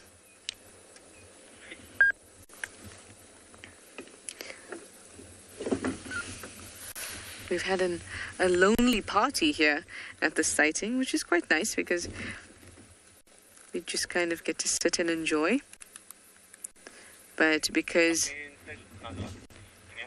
of the time of day now, potentially lions coming out and moving about.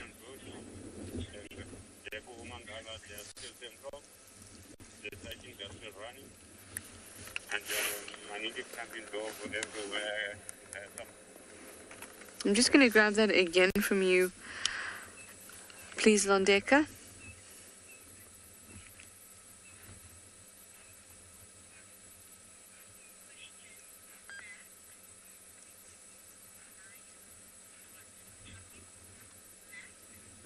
Max, you'd like to know when newborn lions start chuffing?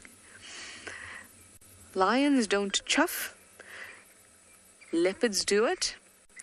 It's a friendly vocalization.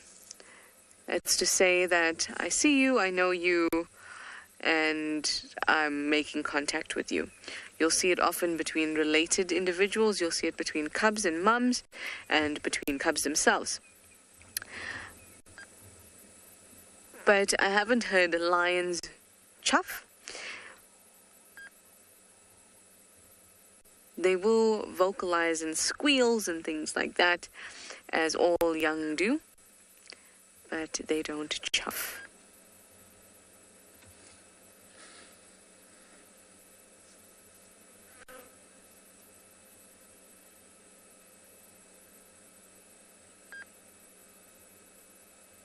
Wow, somebody's even gotten up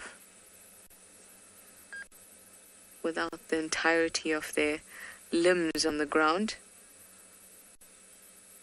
Promising indeed. It's got something stuck in his mouth.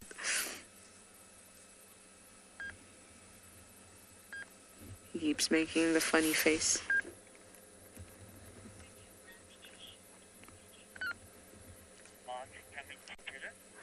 I'm just going to guide the other vehicles into the sighting, and I'm sure you'll be back in no time.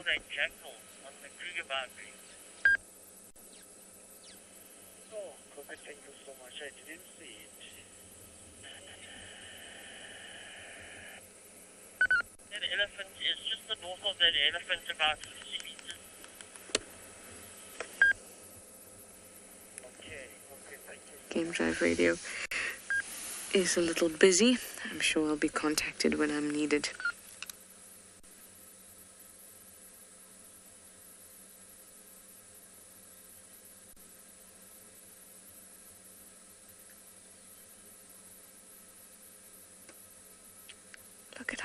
fluffy this little one is. It's almost got a miniature mane happening already, all the way down to the elbows.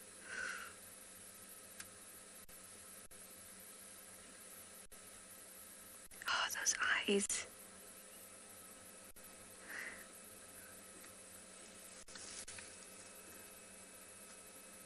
This is how it starts. Some grooming, some yawning, aloe grooming, and then lots of urination and defecation. And then they're up and about.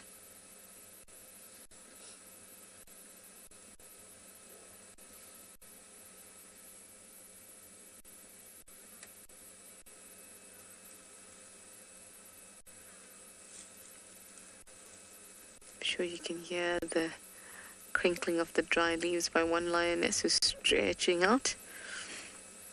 And you'll also be able to hear the flies that are bothering us this afternoon.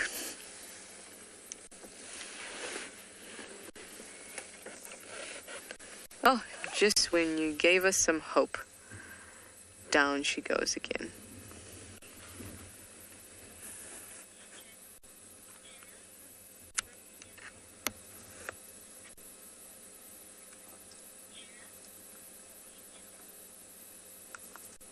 Hi, Jenna. You're 14 years old. You'd like to know what is the purpose of Whiskers? You know how we have touch. You can feel something. You can feel that something is sharp, if something is smooth, if something is rough. Whiskers are an extension of that. So we call that touch, that sense of touch, it's tactile. And whiskers are an additional tactile sense. So as the animal moves through the grass, as it eats, its whiskers feel as well. It's like an extra sense of touch. And if you say you put a straw in a glass of water, and you move that straw just a little bit, just a tiny little bit, the water ripples, and the ripple gets larger and larger because the water is able to carry that movement. So that's kind of how a whisker works. There's a little bit of blood, a sac of blood at the end of each whisker that's embedded into the mouths of most animals. In fact, almost every animal has whiskers. In fact, you, once upon a time, or at least our ancient ancestors, had them too. So there's a little sac of blood at the bottom of the whisker. So when something very gently touches the whisker, it moves within this sac of blood, or it creates a ripple in the sac of blood, and that amplifies the whole feeling. So it's an excellent sense. And now we have macro Vibracy. Vibracy is the technical term for a whisker, and those are the long ones that you know as whiskers. Then you get micro Vibracy as well, and those are the tiny ones around mouths of animals, and those are the ones that our ancient ancestors had as well. In fact, your upper lip, the hairs on your upper lip, is kind of a bit of that left over. You'd probably know that if you touch the hairs on your upper lip, especially if you haven't had your lip waxed in a long time, the men, they would know that you can feel very, very easily when something touches a hair on your upper lip. And we still have tiny little muscles that are left over from there. Oh, we've got some suckling going on.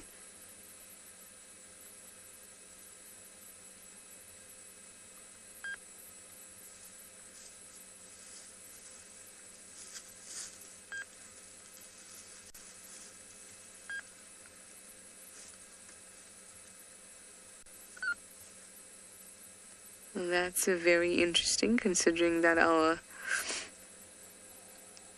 oldest cubs here are, 8 months old?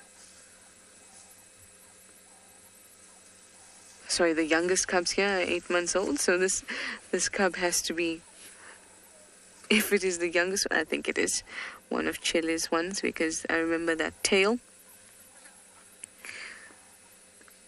Still getting milk from mum at 8 months. That's pretty indulgent, if you ask me. They're weaned around at 3 months old. You'll find when it comes to leopards, lions, even cheetahs, their weaning age is quite young. 6 weeks to 3 months.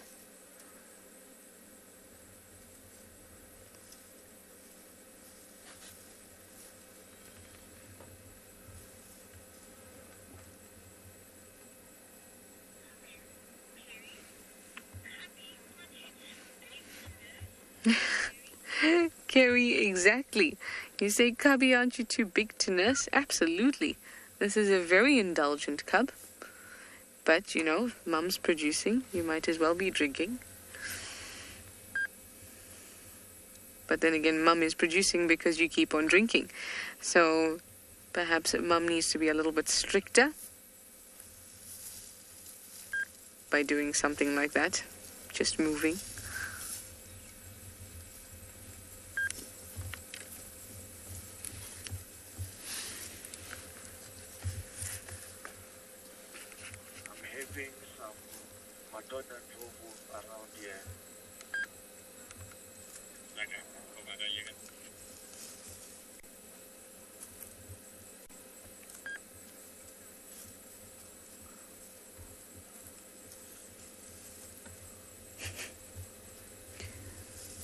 Look at these cubs. All the cubs are like, hey, hey, hey. You moved.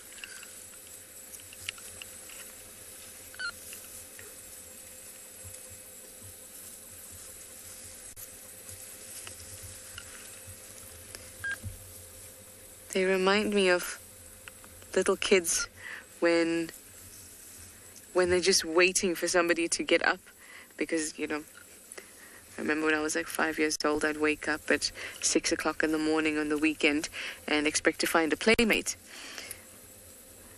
And when you see one adult move in this pride, and you see all the cubs lift up their head and they start moving too, because they think, oh, am I going to get a playmate? Is something happening?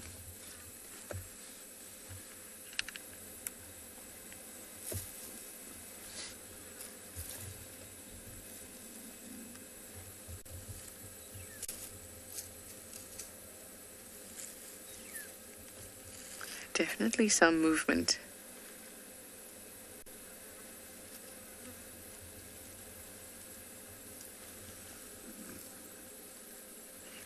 Did you hear that huff as that lioness sat down?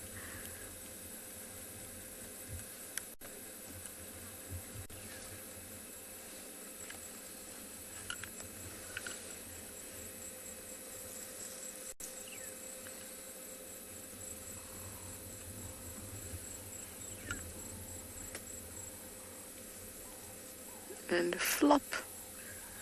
The next batch will only move when they feel like a little bit later.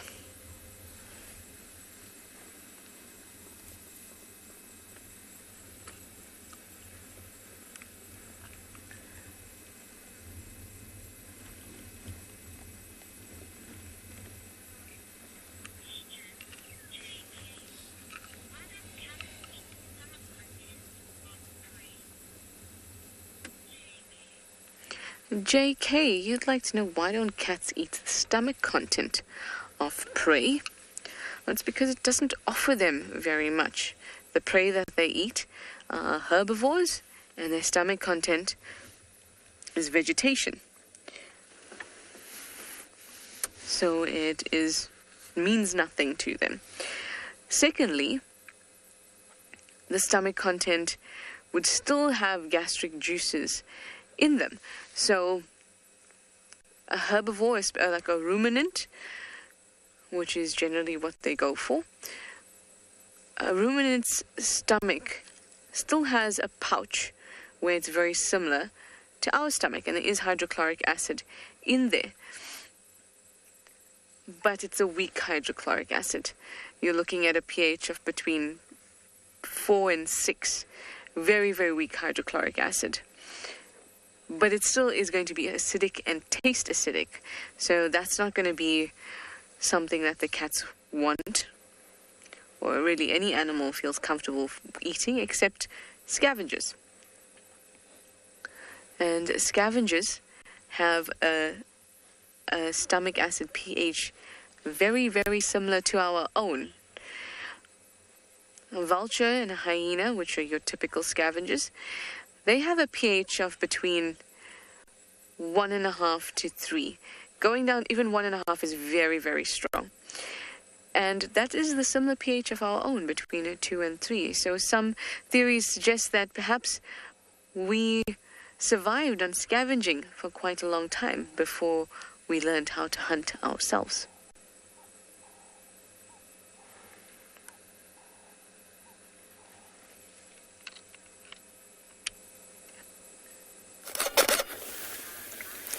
Welcome back to our Djuma Private Game Reserve, where we've got a wonderful Battalier eagle.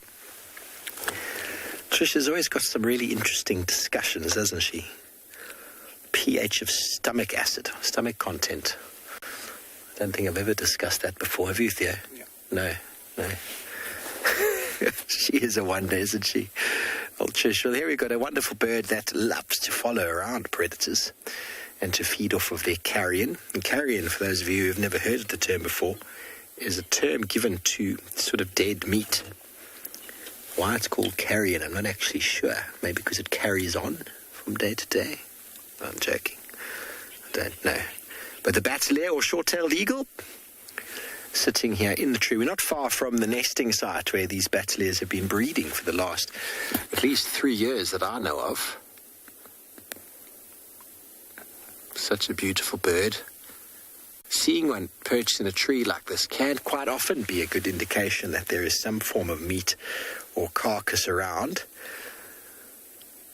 But knowing that this area right here, there's often, the three of them, 3 adults and a sub-adult are always hanging around, is often right here. So it's not always exactly indicating too much. But I found many an animal, dead animal before, with a Battalier, also known as Shumungwe in Shangaan. Battalier, always the first predatory bird or scavenging bird to find a carcass because of their ability to fly so easily and efficiently early in the morning.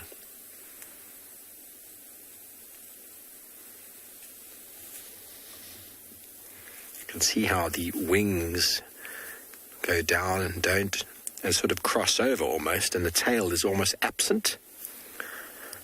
Very short tail. The juveniles have got a much longer tail. You could call it training wheels.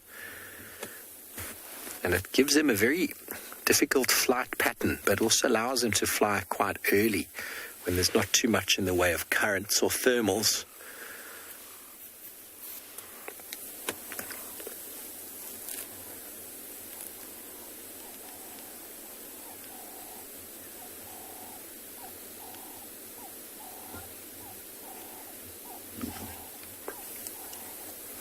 Megan, it is a great-looking bird, isn't it? That face, beautiful face. They say it takes about 7 years for these birds to reach their adult plumage. I mean, 7 years of being a Battalier before they get into breeding plumage, before they can look after chicks. I suppose that's a good time, good amount of time to mature.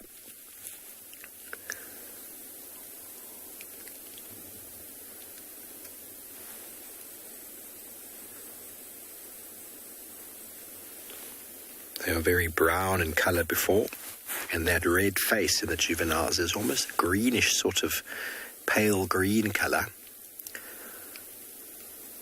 But breeding plumage is something in birds which obviously indicates maturity, and they won't breed until they have reached their breeding plumage. Once they've earned their stripes, successfully become an adult, learned how to survive.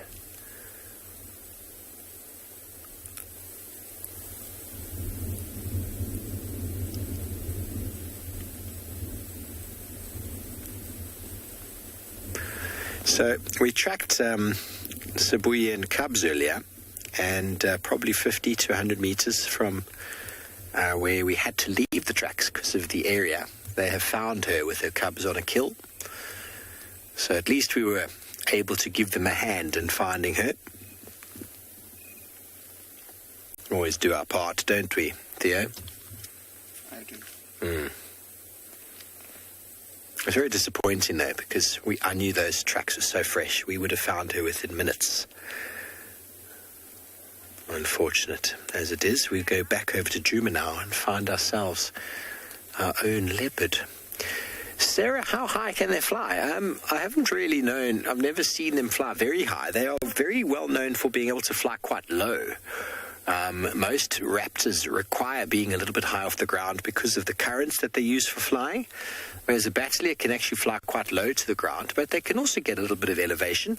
But I've never seen them go very high. They're not a soaring bird. They're not a bird that uses thermals to gain height.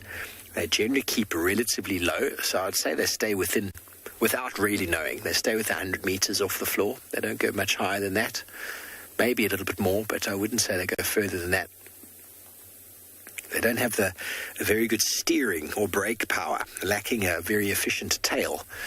They're very good at sort of wobbling and turning, but they're not very good at stopping very well. And the tail and broad wings is what allows most birds to get elevation and thermals. But the battalier's got very sharp pointed wings, which helps them to fly quickly, but doesn't aid them in picking them up. So it doesn't lift them up, it basically just pushes them through the air, like a very fast kite, not a broad sail that lifts them up in the air. They actually cut through the air quite nicely, and you see them moving quite fast at low altitudes. It enables them to cover quite a big area with a great eyesight to pick up on the smallest of animal particles or dead animals on the ground. They're also very good at catching snakes. They are actually part of the snake eagle sort of grouping, but are very well known for their diet of carrion.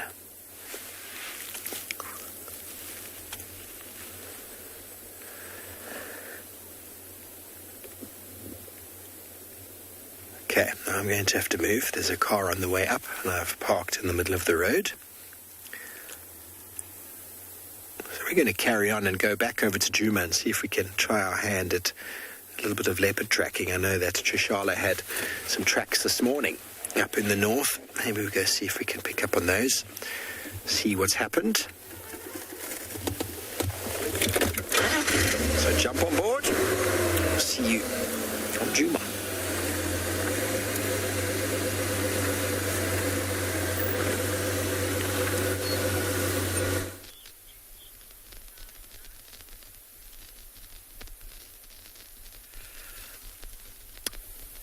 Welcome back to andBeyond Phinda Private Game Reserve. We have managed to find those two lionesses we mentioned earlier. And as you can see, they are still getting their well-deserved rest. They haven't moved, according to the reports from this morning, they haven't moved too far during the day today. It's approaching about 4 days now that they haven't been with those young males of their pride. So it's more or less time that they should try to find them. They will more than likely head back to where they left those young males and see if they can find them in that area, usually through using contact calls or smelling to see if they can track them down. But that's latest worries for these lionesses. They are fast asleep. And unfortunately, you've just missed it. They were both sitting upright. But I think their tiredness got the better of them.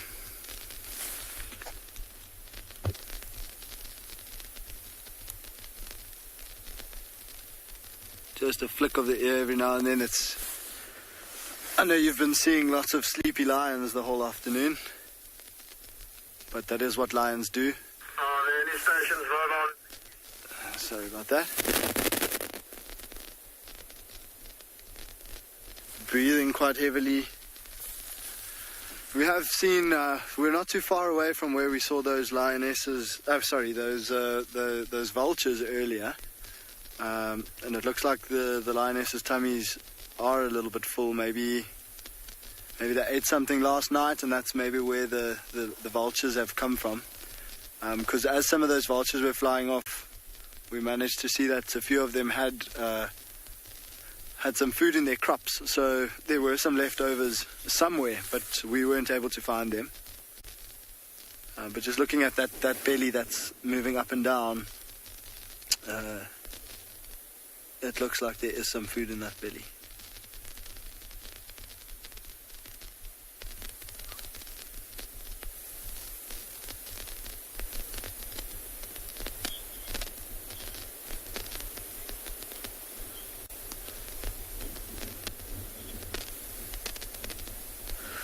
Sure. Okay, Kevin, that's quite a tough question. I know that the Kalahari lions are very large. So the Kalahari being in the western parts of southern Africa. They have a reputation of being quite big. They have very, very dark manes, and that dark mane is directly related, according to some new studies, to the testosterone in the male lion. But an exact place of where the biggest male lions come from, I don't actually know. So I'd have to look that up and try and maybe answer it on another show, because I don't know offhand. But I do know that the Kalahari lions are some of the biggest lions that you get. And I've seen numerous photographs. I've never been myself to East Africa, but it definitely looks like some of those East African lions, like Scarface. Those look like extremely big lions. But to give you a definite answer, I wouldn't be able to do that, unfortunately. But I'll look it up and I'll answer on another show.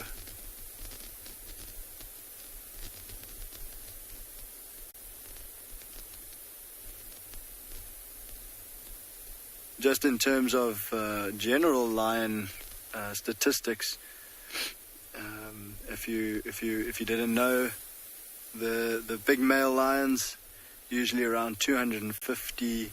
Well, that's a very big male lion, but between 200 and pushing 250 kilograms is a big male lion, and then the lionesses between 140 180 kilograms is normal adult lion size statistics.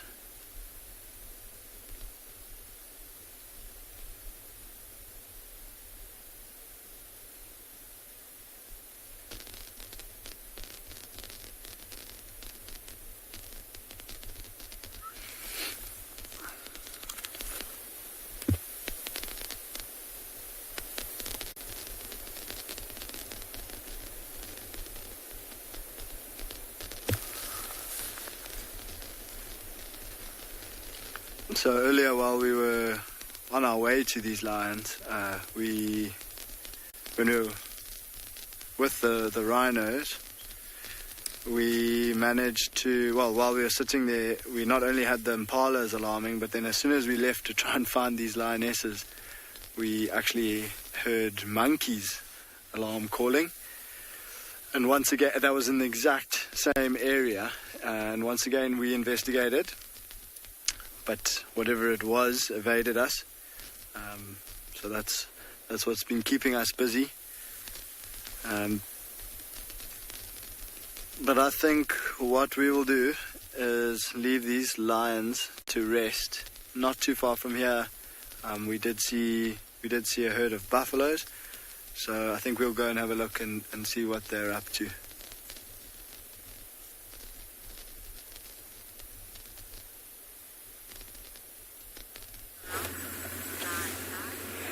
Thanks, Grant.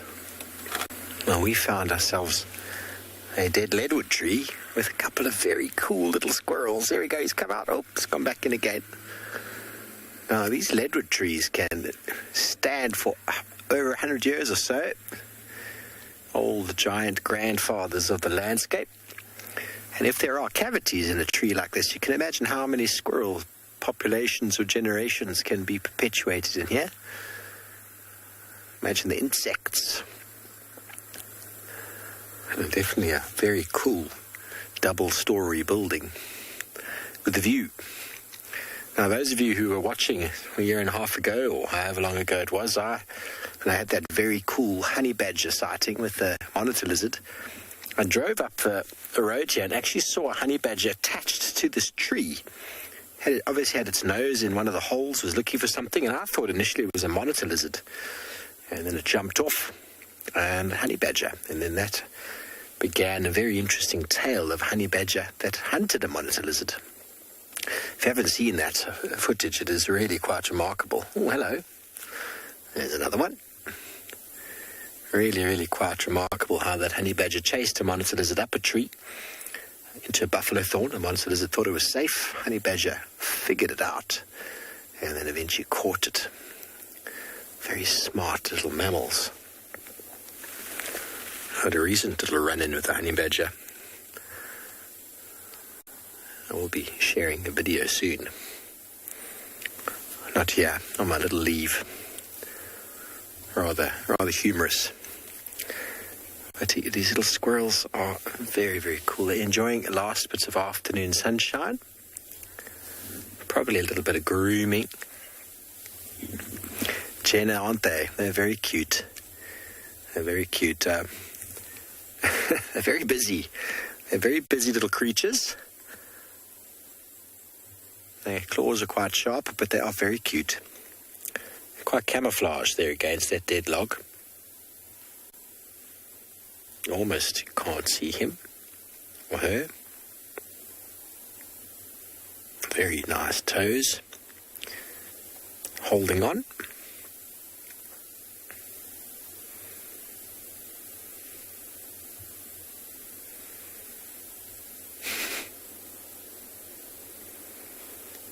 Can't see me. Okay, so everybody, we are back on Djuma now. We're going to be moving through this eastern section, an area that Thandi has been moving through. See if we're going to be able to find any tracks. Trish did have some tracks of a leopard up towards the north, around Quarry Pan Road, so we'll slowly make our way there, checking along the way. Bear in mind it's getting to that time of day when these cats could be moving as well. So, you never know, we might be lucky.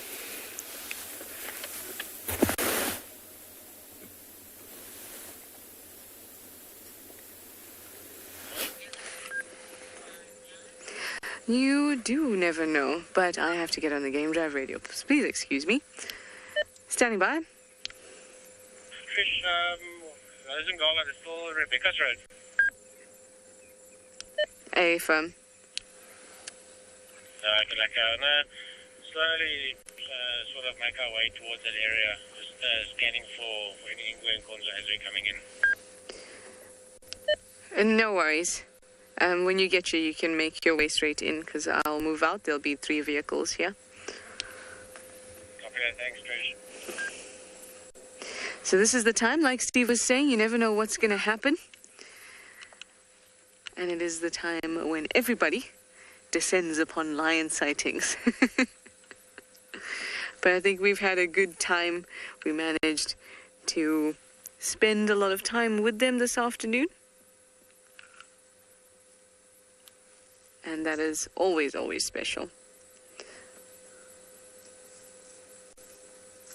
Even so, they're moving so little, I think by the end of the show they wouldn't have moved very much at all.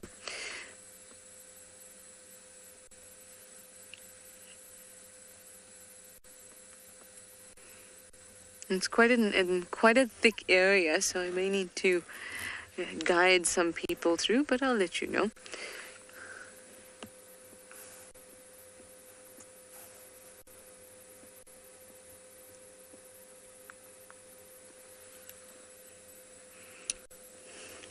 The air has the most beautiful smell at the moment because it's warm. Dina, you'd like to know if cubs are born with claws? They are. Just like human babies are born with nails, they are born with claws. Now, if you can put both your hands on top of each other, like you're making a little fish, those are the two layers of a nail. And I might have to do this demonstration, otherwise it becomes too strange. And then I can only imagine what you guys would be doing with your hands. So imagine there's two layers to a nail, right? Like this. So you and I, our nails grow together like that. For a claw, this top layer grows faster than this bottom layer. So that starts to happen. And then you end up with a claw. It seems so simple, right? Especially with a demonstration, it makes total sense, because if something grows longer, then it's going to curve because it's still attached to the shorter side and the underside. So it makes so much sense. But no one's ever explained that to me until only a couple months ago when I read it, when I was looking at nails and claws. And yes, they're certainly born with them.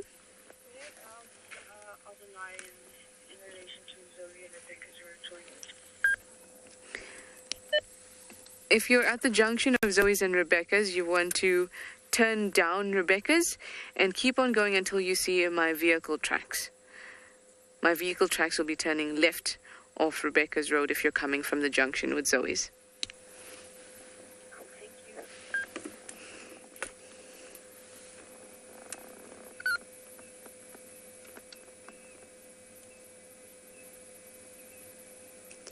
There's a bit of a pedicure going on there. I was saying to you that the air is really, really nice. The air to me feels a little bit tropical.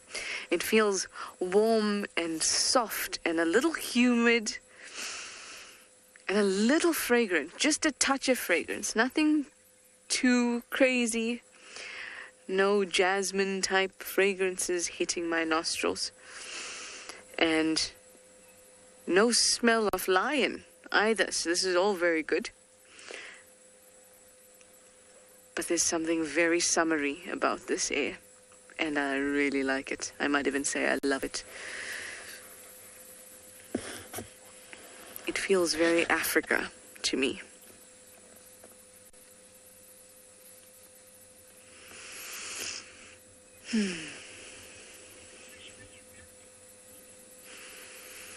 Well, I'm going to go guide the other vehicles into the sighting, because at that time it'll be 3 vehicles, and I'll have to make my way out because I would be the fourth one that has been sitting with them the whole day. So why do you say, let's go and look for Shadulu? I think that'll be excellent. So I'm going to guide the others in and then go off looking for a leopard. WildEarth relies on support from viewers like you to carry on broadcasting our daily live shows. A small donation goes a long way in helping us on our mission to connect the world with nature. Please visit our support page to see how you can help and become part of the WildEarth family. Goodness gracious, you've got a lot of cats to choose from. We, however, have resorted to looking at tracks of buffalo. Now, these are very, very fresh tracks. You can see how the sand is still completely flat, and there is a little bit of a gentle breeze, but this the substrate here is quite fine. So no squirrel tracks, no lizard tracks scuttering straight across it. I wonder where the buffalo are. Sebastian, have you seen them? But that looks very fresh. Very fresh. They must be here somewhere. Where are they? Oh, will you look at that? Now, there's something very interesting that I want to show you, but it's on the scrotum of a buffalo. Right. Are you ready? What is that? What is happening there? It's a wound. It's a wound of some sort. I thought it was going to be a tick, but you can see all the ticks. Apologies, everybody, for this. But that is unfortunately for the buffalo where the ticks like to gather. And then it obviously just got some kind of a growth growing off of that. I thought it was actually a huge tick that was engorged with blood, but that does not seem to be the case. Probably not doing this buffalo any harm. Who knows? Hello, boys. Definitely been scratching the bosses up on the trees. You can still see some bark on some of them. Some of the cambium layer, probably from a bush willow or a marula, something with a red cambium, maybe even a tombuati. That one has got green coloration. And look at them. That one is just trying to be a little bit loving, and the other one's like, nah, I want to box. I want to butt heads with you, buddy. But it's always funny to watch the bachelors enjoy themselves. It doesn't look like a breeding herd. It just looks like maybe 7 or 8.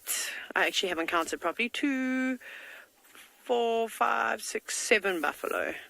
So the 7, we joked, remember we called them the 7 dwarfs.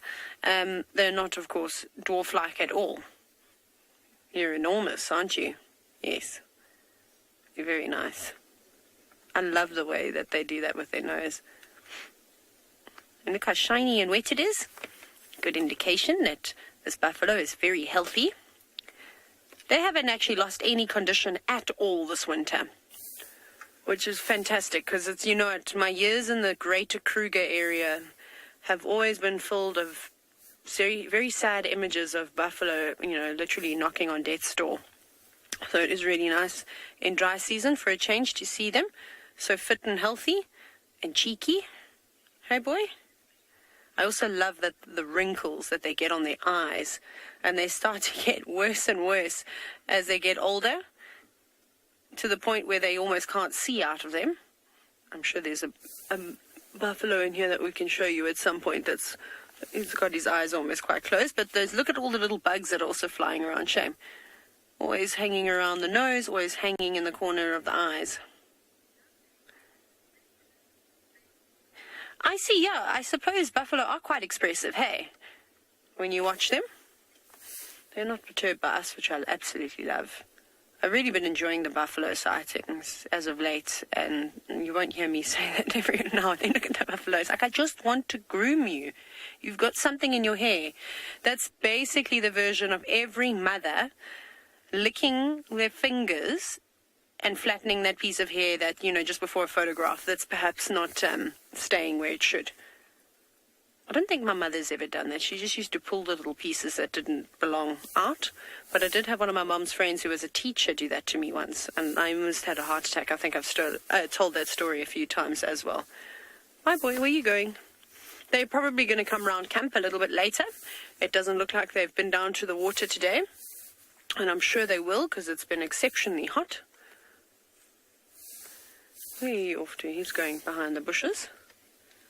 You can clearly see how they haven't lost any condition at all. Look at those big round bellies. Fat necks. They really are just pure muscle, aren't they? Off they go again.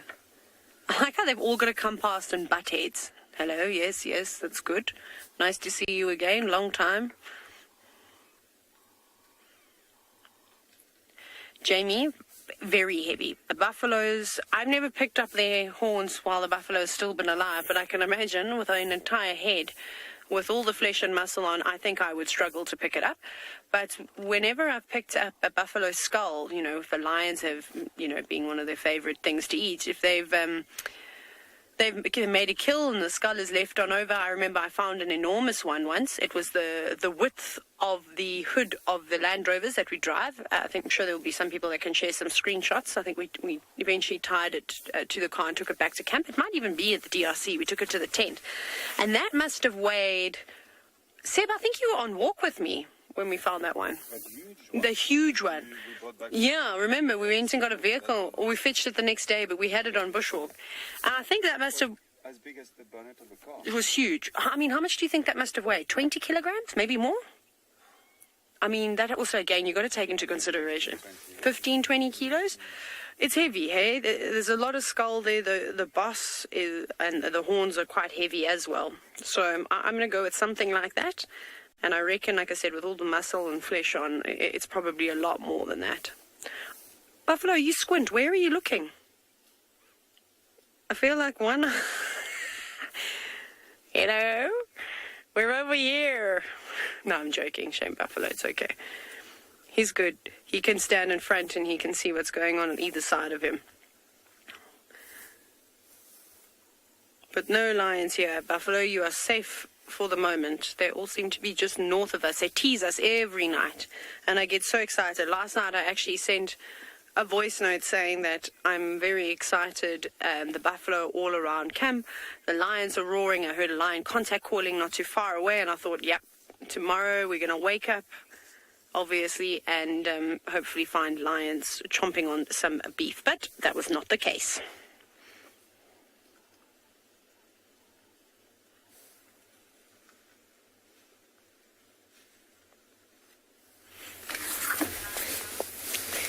Welcome back to Djuma, everybody, and it is that time of day, that moment for you to just park off, just take a chill, and just enjoy the sunset.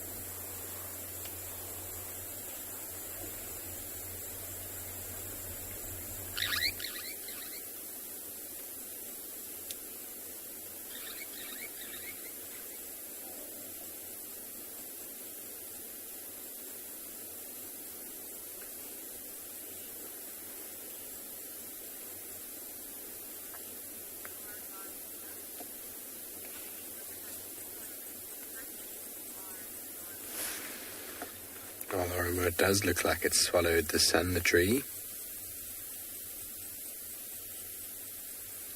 Very cool. I hope you all enjoyed that little moment or two. Little moment or two of silence and beauty. I know in Zimbabwe they talk about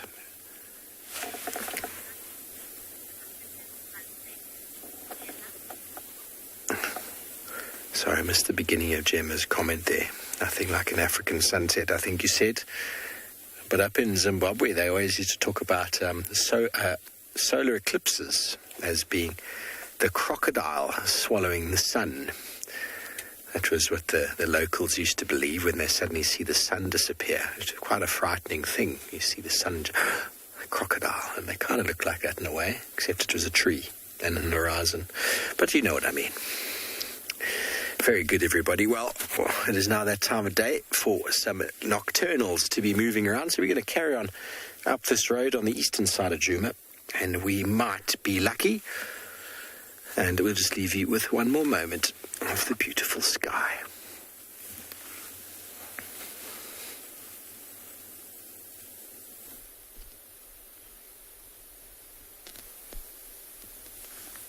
Welcome back to andBeyond Phinda, everyone.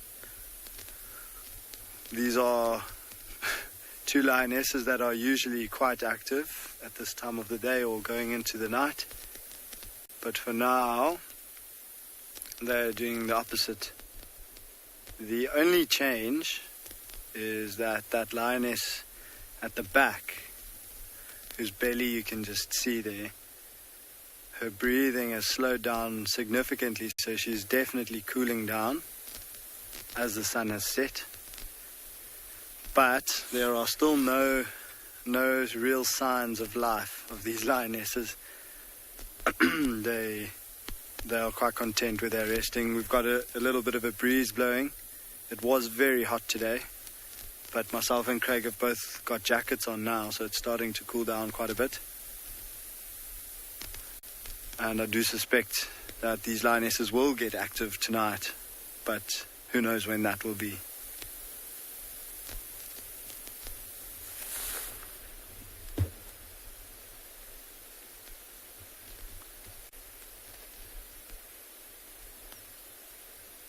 Every now and then, with the wind blowing, something will rustle in a bush, or the grass will make a sound that sounds like something approaching, and then one of the lionesses will sit up and look around. But for the most part, they're just resting.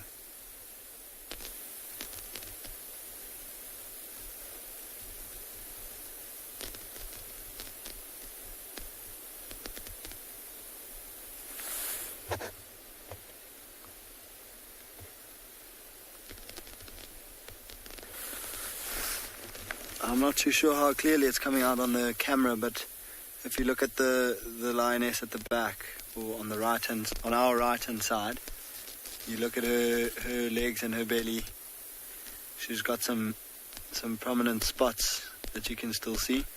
And if any of you are watching with those young male lions, you would have seen, oh, look at that, a stretch.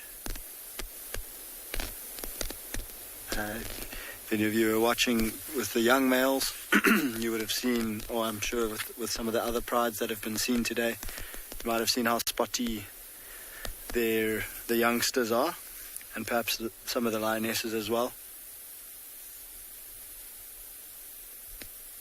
There's a second stretch in a short time. And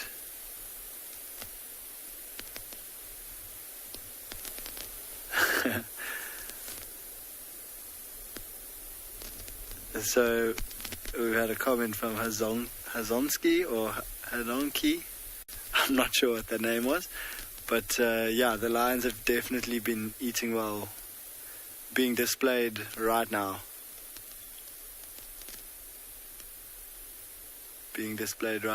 She's just rolling over, showing how content she is. She's not going to be moving anywhere soon. We weren't able to find whatever they might have eaten, so I'm assuming it was quite small. These lionesses from this pride, more especially, are very, very good at hunting warthogs. They catch a number of warthogs, and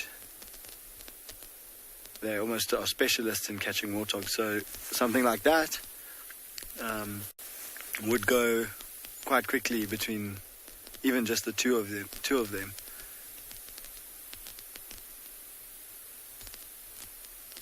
But yeah, I think this evening it might be quite a late start for these lionesses. They, as some of you may know, they have quite a long process of getting up and waking up, and they haven't even initiated that process yet. For now, they're just conserving their energy and getting as much rest as possible. Who knows? Maybe they've got a big night plan tonight.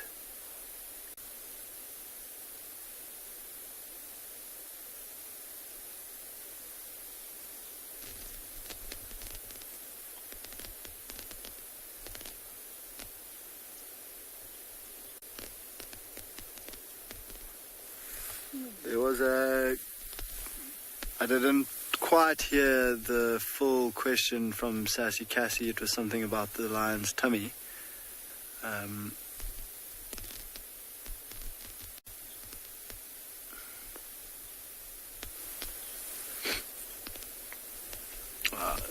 Thank you very much. So the once a lioness has a full tummy, and that is quite something. You can really see when their tummy is full by the way that it bulges, and a lioness can in her tummy, when it's full, she can have about between 20 and 25 kilograms of food, and that can take a number of days to digest. So what we typically see is that they will have a meal, and if they're lucky enough to completely fill their tummy, they will usually take between 2 and 3 days before they actually really try to put all their effort into hunting. They might take the odd opportunity to try and hunt, but it usually takes about 2 days for when they've got a full belly to be completely digested.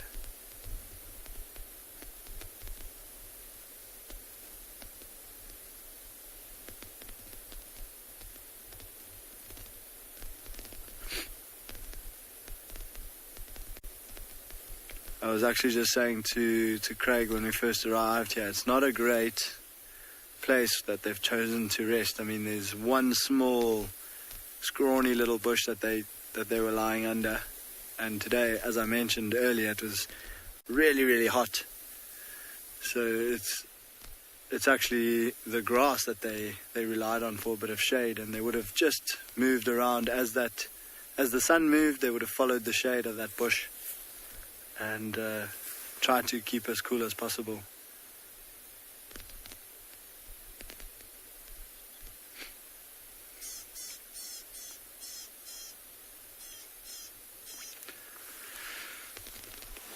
Holistic lions have been known for their sleeping for forever. They are very, very deep sleepers. So lions have been known to sleep for between 18 and 21 hours of the 24 hours a day. So you can imagine, when you do find lions, the chances of them being active are very, very low. They can spend up to about 21 hours of a day, even 22 hours if they've got a very full belly. They can literally sleep the entire day. So if there's nothing that prompts them to move, if they have a full belly, if they've had a drink of water, if they've got shade when it's hot, or if they've got a bit of sun when it's really cold, then there is no reason for them to move, and they will do their best to conserve as much energy as possible. They never know when they might need it, and so that is exactly what these lionesses are doing right now, and I have had no indication of them showing any signs that they might move. So I think we are going to leave these lions where they are and potentially come back and have a look for them in the morning.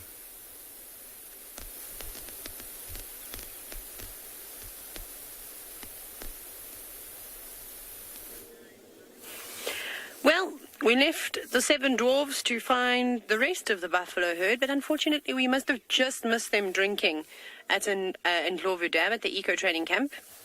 We were actually not anywhere near here. We moved quite far away from the dam. But there they all are, being sneaky I'm so sad because it would have been so nice to see them with all the dust, especially in the late afternoon, the golden light. But there they go. What's wrong with that buffalo on the left? Oh, it's probably mud, hey? Oh, I got a fright. I was like, goodness, what's happened to her? But probably just smeared up against another buffalo and she got a patch of mud on her now. But there were some bulls that were being quite frisky with one another. Looking back at us, probably looking into the camp. There's some guys chopping wood, getting ready to make a little fire for the evening. That's one of the most amazing things here, is how's that?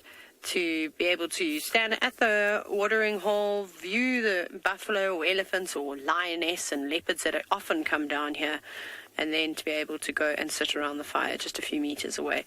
Right now, that buffalo is also having a good old scratch, which is... I can't imagine how amazing that must feel for that animal. Look at her, a bit of a skip in her step now. That was the best scratch I've ever had. But that thick skin, it must really take some serious rubbing to make it feel good. I know what I mean, you all know what it feels like if you've got a itchy back or something like that and you can't reach it. We're quite kindly, we can just ask, if you've got a good enough friend to scratch your back. And these poor animals, they have to find a tree and then to try and find the right height or the right branch to gathered between the buffalo bull's legs. Can you imagine how they're wedged in between the folds of skin? That must be frustrating. My skin kind of crawls just thinking about all those parasites. It makes my hair itchy. Although if a tick gets in my hair, there's no finding it. It'll be lost forever. But no hurry to move away from the water. I'm glad that they've gone to the west and not come right past my tent again, because the amount of flies that normally left behind when the buffalo move through is very unpleasant, and then they somehow get into my tent, and at night it's not fun. Not at all. But it's lovely. Ooh. There's some buffalo just bumping heads every now and then. I suppose they're also just like people, hey? Sometimes they're fine, then they're having a bit of a bad day with one other member, and they have a bit of a box, and, sort it out, and then they go back to normal. One big happy family. Oh, that's nice to see. Unfortunately, it's going to be very difficult for us to go all the way around. There's no sort of shortcut across the dam to get a better view. And with light fading, this is going to be the end of our buffalo sighting. And also camp might become a bit noisy now as everyone starts to come back from safari.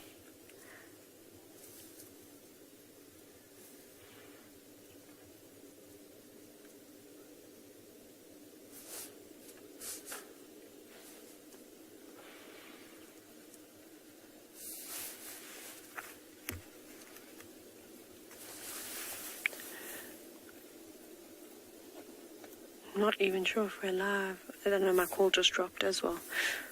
My call dropped. I don't know. There we go, sorry, I don't know what's happening. Hello? Oh, hello everybody. Sorry, classic. Very unusual for a call to drop like that, or for me to have audio breakup. I would say let's listen to the sounds, but I don't think that that's going to work because we will just hear chopping in the background.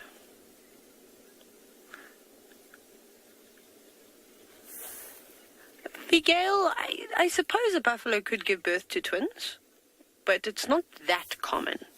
I definitely think that it happens. I haven't seen it before, but it's not to say that it hasn't happened. I'm sure there'll be some recording of twins. So yeah, it would be, sure, hard work for the mom. I mean, it's already really tough for them, especially the buffalo and the mara, I think, have it the worst because of the amount of hyenas that are around and lions. And those hyenas, oh my goodness, like they're amazing at what they do. But they really go after the young calves.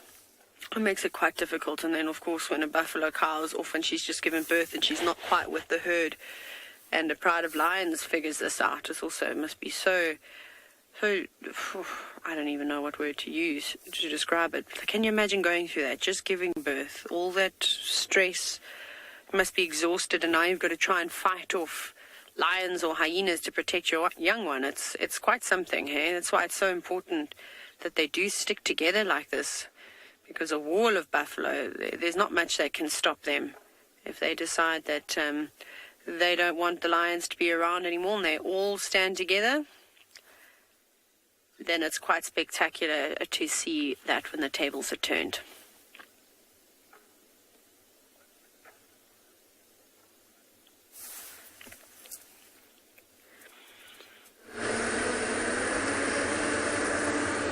As you can imagine, I haven't had much luck with Shadudu. She was a little late today. I waited in a spot where she usually comes out, and she was late. So now I am stopping by at none other than our chameleon-y friend,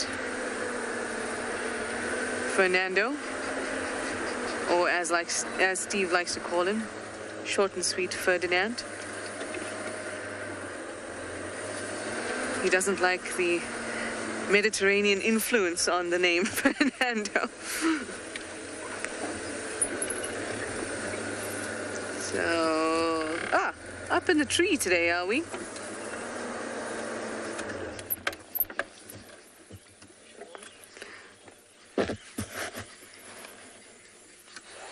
Let's just keep that stable right there so we're not flashing it in his eyes. Hello, gorgeous. It's a really, really, really warm night, and I'm quite sure, I'd be very sure that there are many chameleons out. They don't estivate quite, as Fernando has taught us, but they may have periods of rest when it is too cold. And this kind of warmth tonight will definitely bring them out. Doesn't he look cozy in there? You look very, very cozy.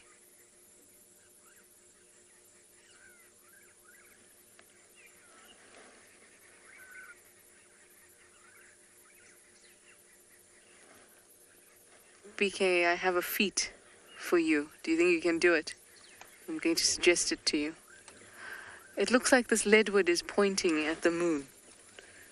It's right above me. Okay. It's right above us, so we can't show you. But it looked as if this giant leadwood that's behind Fernando was actually pointing up at the moon.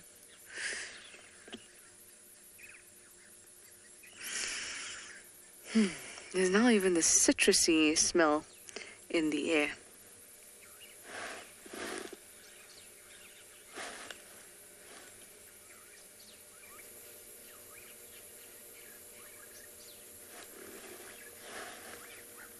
It looks like Fernando has now hidden his face. Oh, not quite. Eyeing us out. And back again. The flaps on his head or neck, the name flap-necked chameleon might suggest to you that there are flaps. Inga, you'd like to know if he or she is melting? No, molting. There you go. Well done, Shashala. It's definitely not melting. And he's not molting. I can see what you see. There on his flaps, he's got white marks. But for as long as I've seen him, which has been months now, he's had those whitish bits on his flaps. In fact, that's what I was just going to talk to you about, which is why I mentioned those flaps, are those white markings. When they are shedding their skin, it kind of looks like they've been walking around in a puddle with toilet paper in it.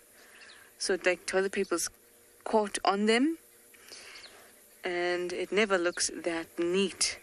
And like I said, I've seen it on him for as long as I've known him. It's been months now. Perhaps it's the beginnings of a good shedding.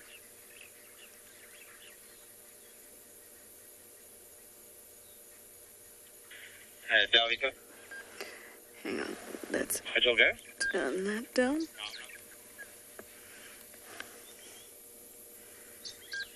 I wonder if I can find another, considering the warmth.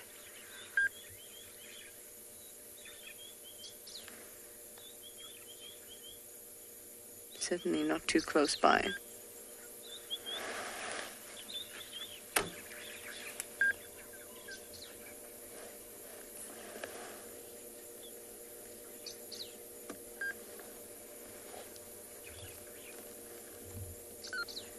Well, he'll be tucking in for the night. They're diurnal. So I think we should leave him be. Especially since I don't like shining the spotlight at them, which is why I shine it there.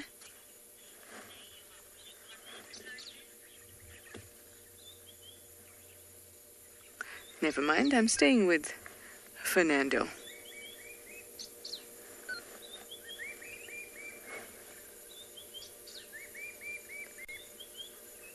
The light has dropped substantially since we've been here.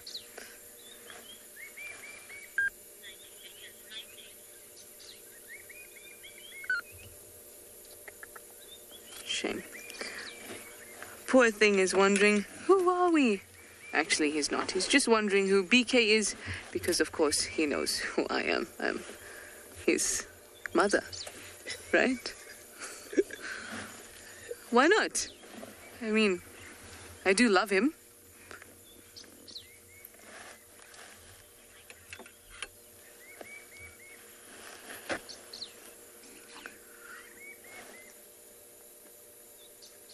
Definitely doesn't react to me like I'm any sort of parent to him. But I do really, really adore these guys.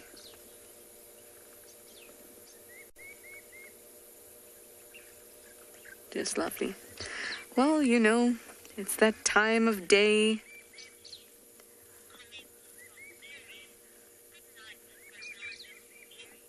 Carrie, I'll let him know.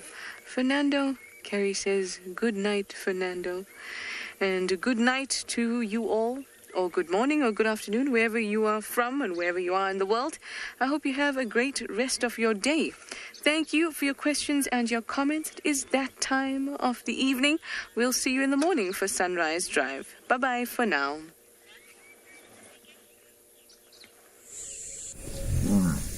This program features live coverage of an African safari and may include animal kills and carcasses. Viewer discretion is advised. Good morning and welcome to the dawn. We're coming to you live from Djuma Private Game Reserve in the Sabi Sands. My name is Steve and welcome on board your live African safari.